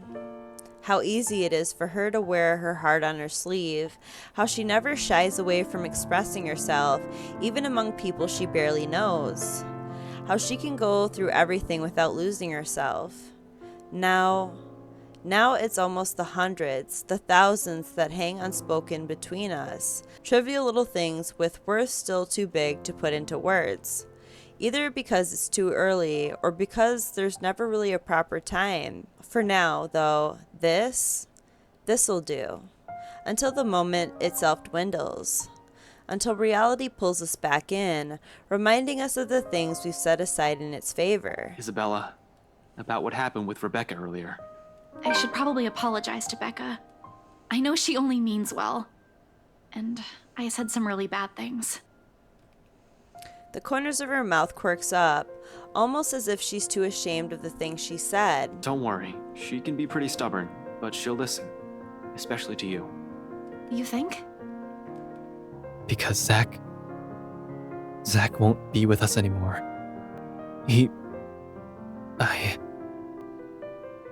What is happening? What was that?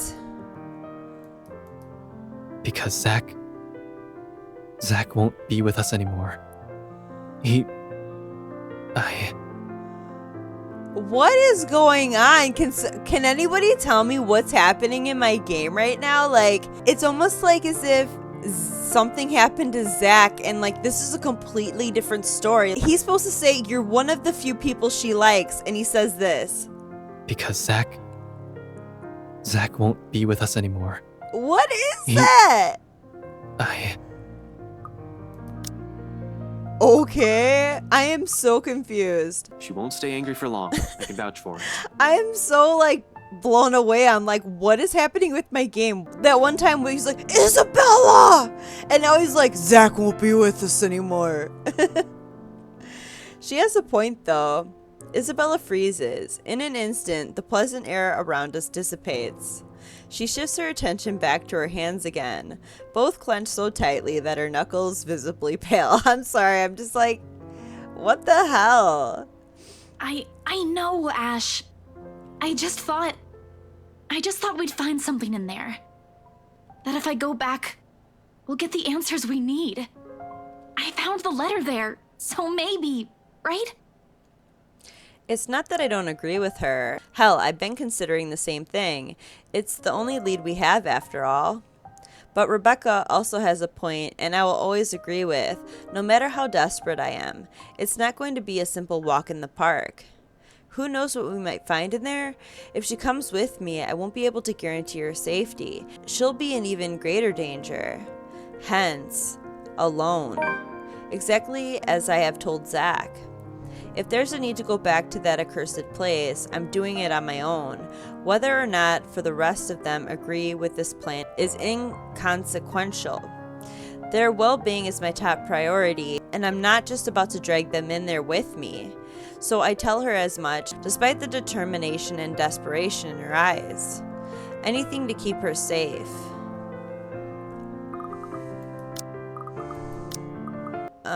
I can't let you do that. I can't let you do that, Belle. Yeah. Ash, the people living in that place now, they were with me during the open house. They have to know. They're in as much trouble as we are. I know, but it's risky. It's dangerous. We don't know what you might find in there. Or if you'll even find anything. What if you see her again? What if she goes after you? What are you going to do? Yeah. For all we know, it might be a dead end. It's not worth it to put yourself in harm's way like that. But I mean, I'm still not comfortable with like Ashton going by himself either. Like, what is he gonna do by himself? I don't know, man. I still feel like we should go together as a group. She offers no response, not even a form of resistance, no further argument like I have come to expect from her.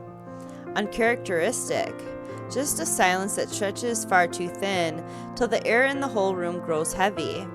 In front of her, her hand still stays curled up, like it's holding onto everything she wishes to say but can't.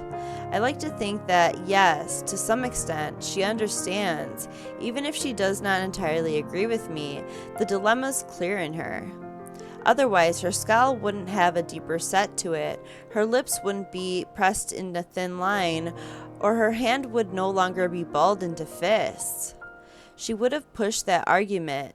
If she doesn't, and I know she has no lack of things to say. Instead, she simply offers a nod, an acquiescence.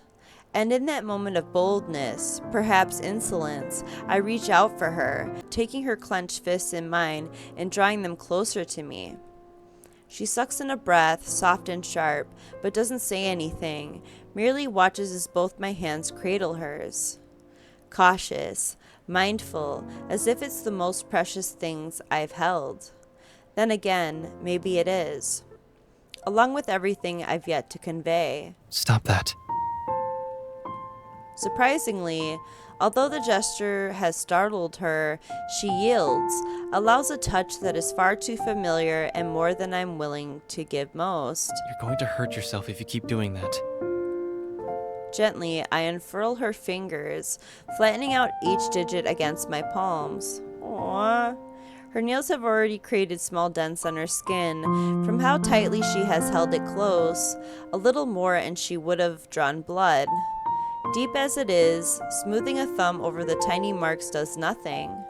But it's a small gesture we both find comfort in amidst this chaos, and all at once the tension lifts. Her expression softens, the lines of her shoulders ease, and it is only after her lips curve up in a faint smile that I let go, giving her hand one last squeeze before returning it to her. Part of me wants to tell her, admit that it's exactly what I'm planning tonight. What good will it do, though? I've already told Zach, one person is enough. Hell, simply letting someone in on the plan makes me iffy. Broadening that circle and revealing too much would just cause another pointless concern. But someone has to be aware, at least of where I'm heading off to, in case things don't pan out. Expect the worst, even if I've only intended to do a quick survey of the place. In my own words, risky. It's best that I simply leave it as it is for now. Isabella doesn't need to be burdened with the worry my entire scheme entails. I stand up as soon as footsteps shuffle from the next room, its cadence slow and hesitant. Shortly, Rebecca comes into view, clutching her hands firmly in front of her and sporting the same uncertainty in her face. She casts me a cursory look, then shifts a nervous one to Isabella, who studies her with an almost hopeful gleam in her eyes. Their fights never did last long. Belle, can we talk? Alone? Her interruption could have not come sooner, and I'm all the more glad for it. Whatever kind of friendship I share with the two, this remains something for only the two of them, much like my own with Zach. I'm the outsider. They don't need me here. It's all the reason I need. Muttering an excuse and flashing Isabella a quick, knowing smile, I beat a hasty exit out of the main lounge and leave them to mend things on their own.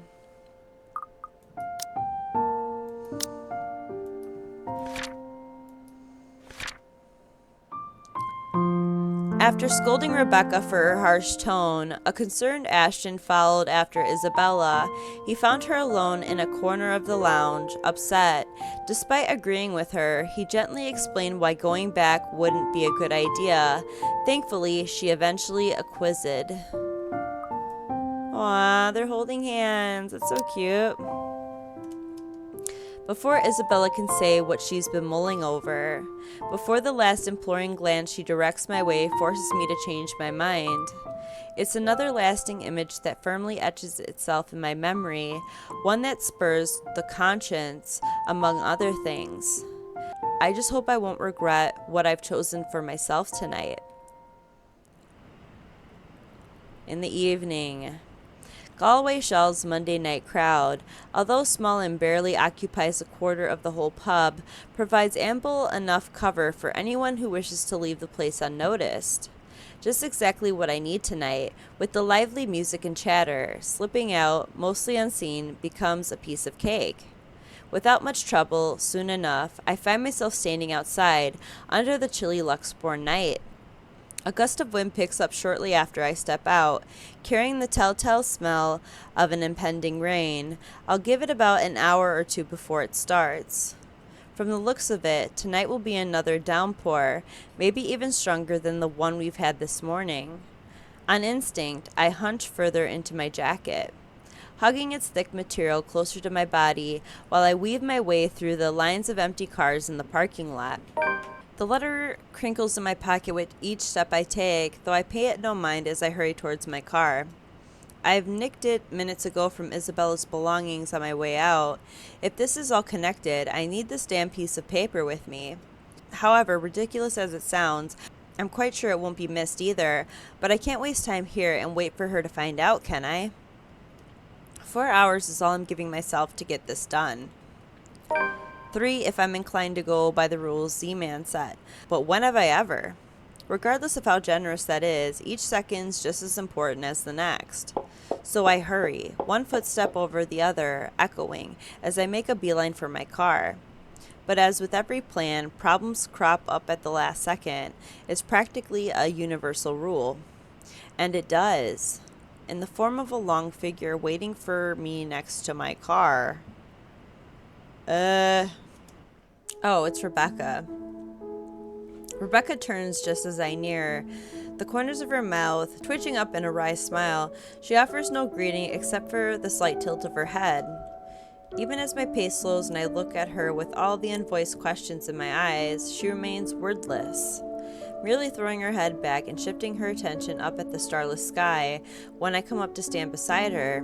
But wasn't she just talking with Isabella? Is this a trick? Another gust of wind blows as she breathes out a sigh, weary, thick with something close to resignation. The breeze carries all of it away, while she hugs her arms closer to herself to keep warm, which raises the question why she's out here. The air's already heavy with the promise of rain, with clouds obscuring the view. There's really nothing left to look at but a dark blanket of nothingness. Still, she stands here as if she's intentionally waiting for everything to fall. That, or she's here for some other reason. But before I can voice a single word, express a disapproval of any kind, she raises a halting hand at me, sharply cutting off the rest of my question. I'm not here to stop you, wherever it is you're planning to go off tonight. I won't be able to anyway. You look like you've already made up your mind. Go back inside. It's going to rain soon. It'll probably be even heavier than the downpour we had this morning. You wouldn't want to be caught in it. I will, in a moment. I just want to stay out here a bit for some air, away from the noise inside. Everything's been so chaotic these days. This little break is nice, even if it means standing in the middle of a parking lot, of all places. Getting out of this mess would definitely be better, but hey, you take what you can get, right? It'll be over soon. The confidence in my words surprises even me. How do I know? Why am I so sure? When, in truth, what I'm about to do is a last-ditch effort. If this fails, if I don't find anything, we're back to square one. It's the last lead I have. After this, we have nothing else to go off from. Regardless, it seems to amuse her, and her laughter soon sounds above the murmur of the distant traffic and the light draft sweeping around us. How I wish. I'll be content as long as she stops showing up in my mind whenever I close my eyes. I think that may take some time. The brain doesn't easily forget trauma. I can try. But, you know, it also did a lot to us. Tell me about it. The back of my head's still smarting from my fall last night. Not that kind. I'm talking about us. As people. I hate to admit it, but this whole deal with the ghost, with the curse, it also brought out an ugly side to us. To all of us. And it made me realize plenty of things. About myself. About us. Rebecca trails off. Suddenly, a pensive expression spreads across her face. I've seen it countless of times before. And every time I see it on her, it's usually followed by a memory, a silly story, or even something embarrassing I've said from childhood. Unlike me, who'll much rather forget, she remembers each of them so easily. And after a short bout of silence, when she smiles, I know this is one of those times again. Do you remember that one time, back in secondary? Which one? We did a lot of dumb things back then. Well, I did, but you get the point. Mandy. I thought you still don't like her. Don't tell me you've kept in contact with her. Are you guys friends now or something? Oh no. We do see each other sometimes. On the way to work or when I go out for lunch, but it's nothing like that. We're not friends. Not in this lifetime. I don't think so. I don't think we'll ever get along, but if it wasn't for her, we wouldn't even be friends, yeah? You stood up for me that day. And from then on, things have changed. She makes it sound like I'm some sort of hero. Mandy was in the wrong. Of course I'll defend her. If no one's going to stand up for her, who else will? Chances are it would have escalated, and who knows, maybe she would have stopped going to school or transferred. Any decent human being with an ounce of sense should know better. I acted because I know what I'm doing is what's right. It's as simple as that. Yet she smiles as if it's worth more than that, a fondness that goes beyond nostalgia. I guess what I'm trying to get at is, this time, I don't want this to go unsaid. Is she gonna confess to Ashton? You know, just in case something happens. Ash, I've always been in love with you. Oh, she did it! Oh, man! Makes me feel bad for choosing Isabella this playthrough now, because I guess she was destined to tell Ash. I don't know. I'll just have to see it next time. I chose Isabella. That's the choice that I made. She says it so plainly, holding my gaze and in a voice too frank that her admission stuns me into silence. Like the wind has suddenly been knocked out of me in one fell swoop. No words will form, not even a single coherent thought, as the meaning of her words bear down on me. Nevertheless, she continues, desperate to express anything she has kept to herself all these years. This is what the fondness is. Why, for her, it weighs heavier than any feelings of nostalgia can carry. Since that time in secondary, since I made that promise to never leave, I've always truly loved you. Afterwards, there is relief, a weight suddenly being lifted from her shoulders after so long. She closes her eyes and lets out a breath. When she looks back to me, though, there's nothing but hope in them, eyes that are searching for an answer. Facing the sincerity behind her words, I find myself grasping, scrambling for the words. Because as much as this pains me to admit, I can't give her the same affection she's asking from me. Yikes. We might have spent so many years alongside each other. Hell, we practically grew up together. But that never automatically means I'll ever hold for her feelings that goes beyond the boundaries of friendship. I do appreciate her presence in my life. I'm more than glad that she has stuck with me even through the toughest moments, even when she finds me difficult or aggravating. However, it's really all there is to it. She's a close, important friend to me, but nothing more. Rebecca, I I draw in a breath, ragged, unsure. Uncertain how and which words to put together so it will hurt her less, so the wounds they might leave won't be as deep or scar. Though before I can even string two phrases together, she lifts a hand to my mouth and silences me. A smile on her face, kinder than every single one I've seen from her so far. It's nice to see it on her. It suits her more than the glares or the frowns. But at the same time, it only serves to baffle me. You don't have to answer me. Yeah, but you should... I should... No, I mean, you don't need to. Okay, now I'm really confused. One moment you're saying you've been in love with me since secondary, now you're telling me to shut up? If you want to interpret it like that, all right. No, really. Some explanation would be nice, Becca. Because a lot of things are going on right now, and I'm afraid I can't catch up. Especially with this curveball you just threw. It means what it means, Ashton. You don't need to answer me. I don't really need to hear it anymore. It's not that I don't want to. Believe me, if I were the same person I was before this whole thing happened to us, I'd be elated, excited even. But like I said, I also realized some things, understood myself more. Ash, I did love you. Ever since we were kids, Achievement unlocked. all those times you defended me from bullies. A change of heart. I don't think that's going to change anytime soon. Even after this. I'm gonna repeat what she said because I was trying to read the achievement because I knew it was gonna go away. So let me play it back.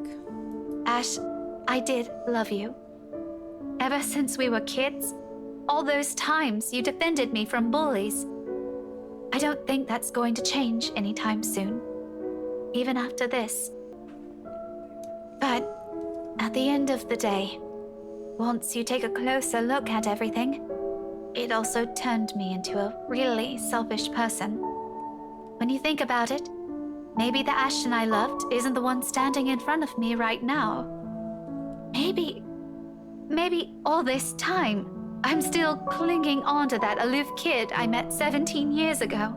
Well, at least she's starting to admit it to herself. She's a good character. I do like Rebecca. She's not a bad character. I just think that something that she says shouldn't be said. Like, she should think a little bit more on it. I didn't even consider that you have a mind of your own. That one day, it won't just be the two of us. That you'll find someone else and it won't be me. I'm sorry, Becca. I'm not even sure what I'm apologizing for, that I can't return her feelings? Or because I'm somehow holding myself responsible for this, even if up until now I have no idea how she felt. Regardless, she continues to smile through all of it. It's not your fault. Don't say that. I'm the one who should apologize. Since I suddenly sprung this up on you when you have other things to do, I just thought I should let you know, so I can finally let this whole thing go. One question, though. Are you going to tell her? Tell what to who? I pause, frowning, a brief moment of doubt while I try to figure out what she's talking about all of a sudden. When it finally sinks in, though, my bewilderment hastily gives way to utter embarrassment. Oh, shit. Aww. Heat abruptly crawls up my face, no matter my efforts to keep it down. In the end, I can only look away from her, afraid of what else she'll see in it. Did you really think no one would notice? Was it that obvious? It was surprisingly easy to tell, but that was probably because I've known you longer than anyone. Fuck, who else knows? I think Zach suspects. Shit. You're embarrassingly lame when you're trying too hard. It's almost painful to watch. Don't worry. With your terrible way of flirting and knowing her, I'm quite sure Belle has no idea, even now. Not even a clue. She looks so evil about it. What's up, Rebecca? Harsh, Rebecca.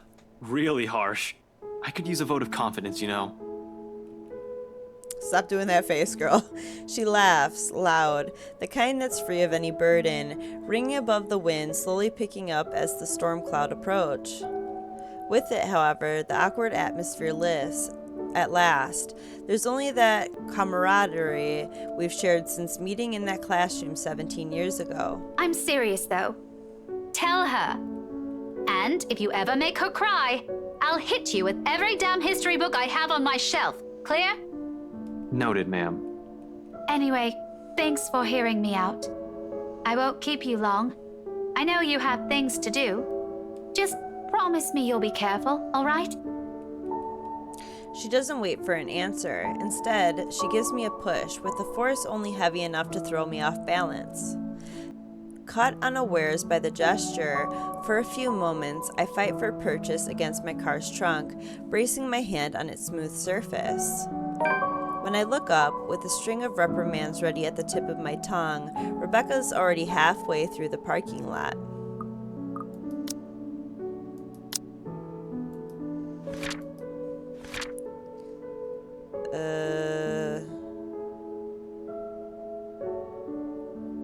Why does this still say new?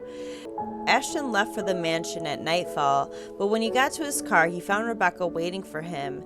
Fearing she might not have the chance, Rebecca confessed her feelings, but before he could answer, Rebecca stopped him, admitted that she had been selfish, and she was letting him go. She only wanted him to know.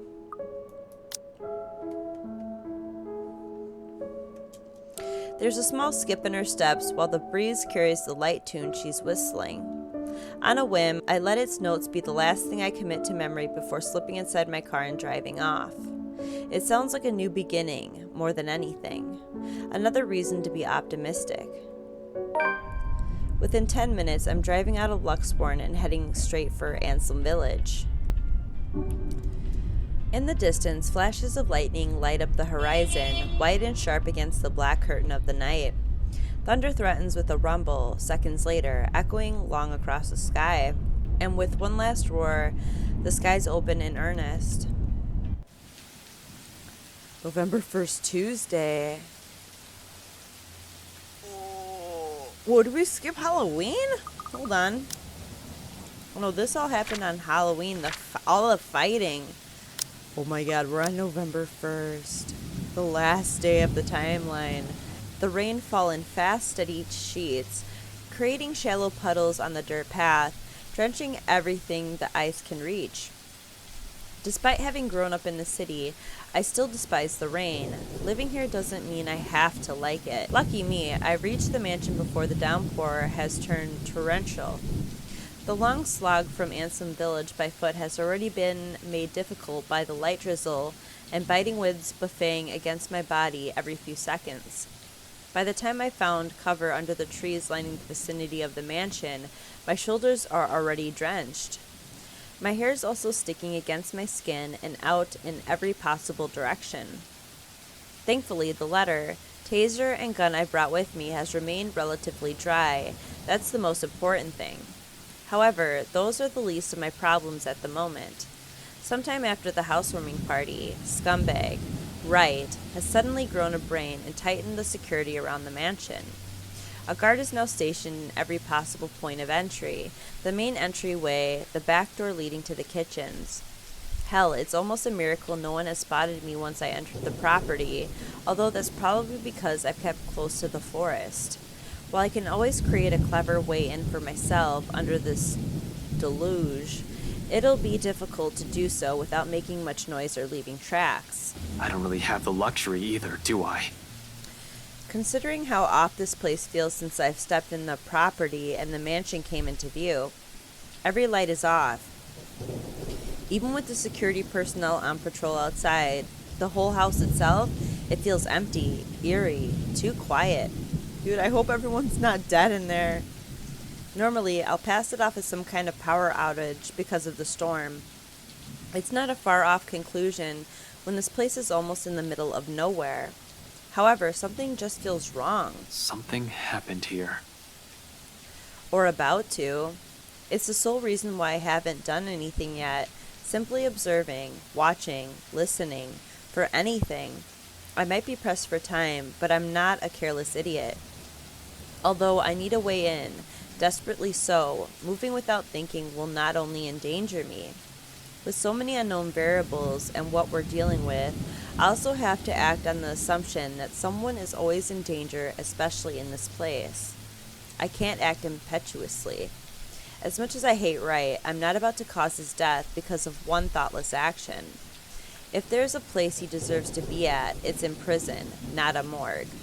So, when a hoarse, painful sob suddenly rings out, above the loud pitter-patter of rain, only then do I stir. A woman? Perhaps a servant? Or worse, Hannah Wright. It's coming from the forest? Just right up ahead, in fact, not too far from the house. Regardless, I give the place a quick, wary glance before following the noise.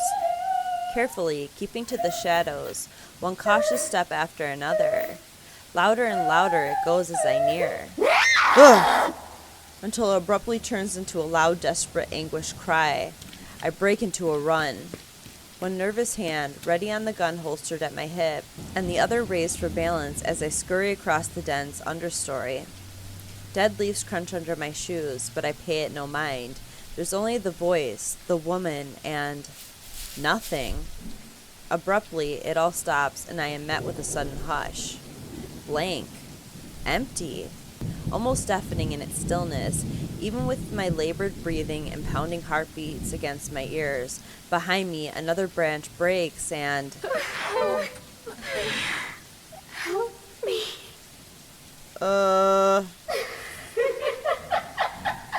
Dread surges within me while I spin around and take a hard step back, ignoring the chilly pinpricks crawling at the back of my neck. But before I can even meet her eyes, the world unexpectedly pitches sideways, tilting, and tilting till the ground beneath me finally crumbles. My hands fight for purchase, only to meet air. By then, it's too late. My foot slips further, and the rest of my body follows. What happened? Dark spots blur the edges of my vision. Black tendrils twist and coil around my limbs. Soft footfalls echo from the far distance, scurrying, scampering, moving in an odd rhythm with the sharp, piercing notes of her laughter.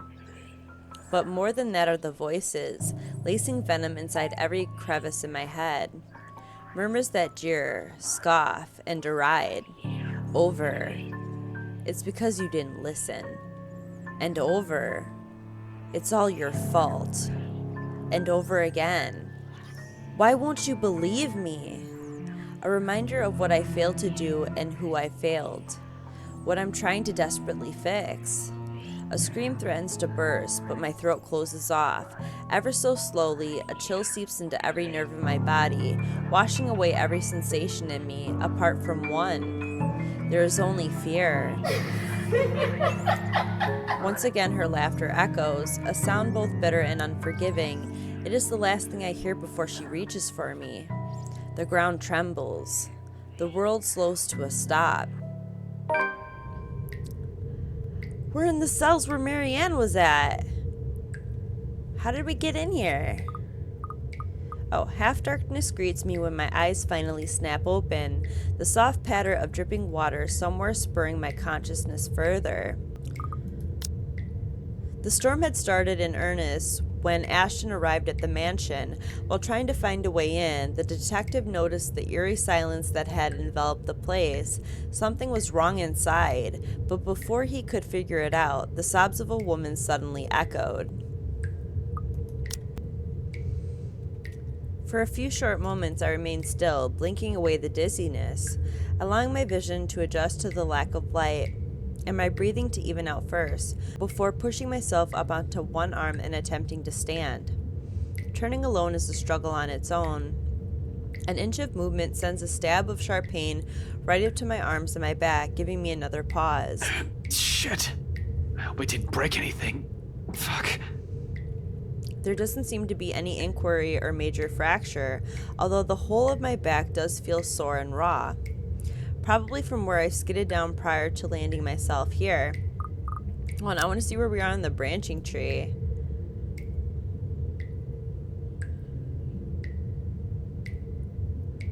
Whoa.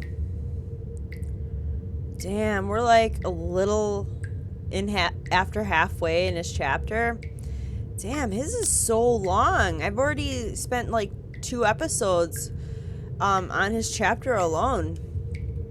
A comforting thought. The second attempt comes easier later, though no less painful. And by the time I'm back on my feet, the exertion has left me gasping in short, shallow breaths and leaning heavily on the wall nearest to me.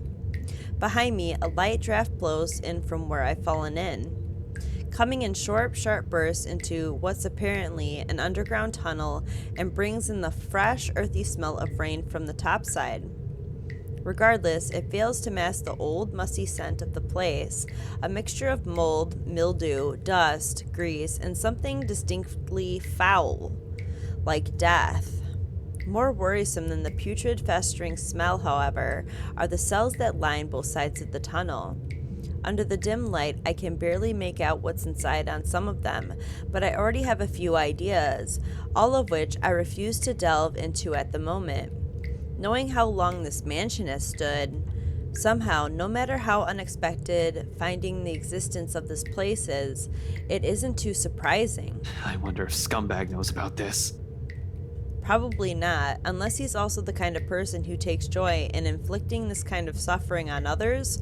I really don't think so. He's rotten to the core, but not that rotten. He'll probably balk at this, move out at the first opportunity, and have it demolished. The very idea of what has occurred in this place years ago makes me reel as well. I've known long ago places like this tend to hold secrets. This, though?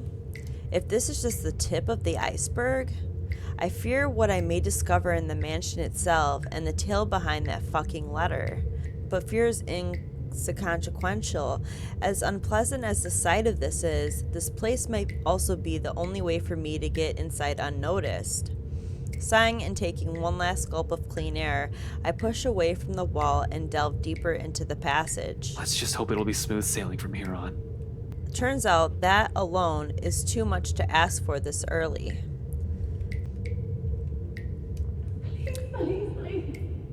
No, 20 paces into it, another sound abruptly rises above my footfalls.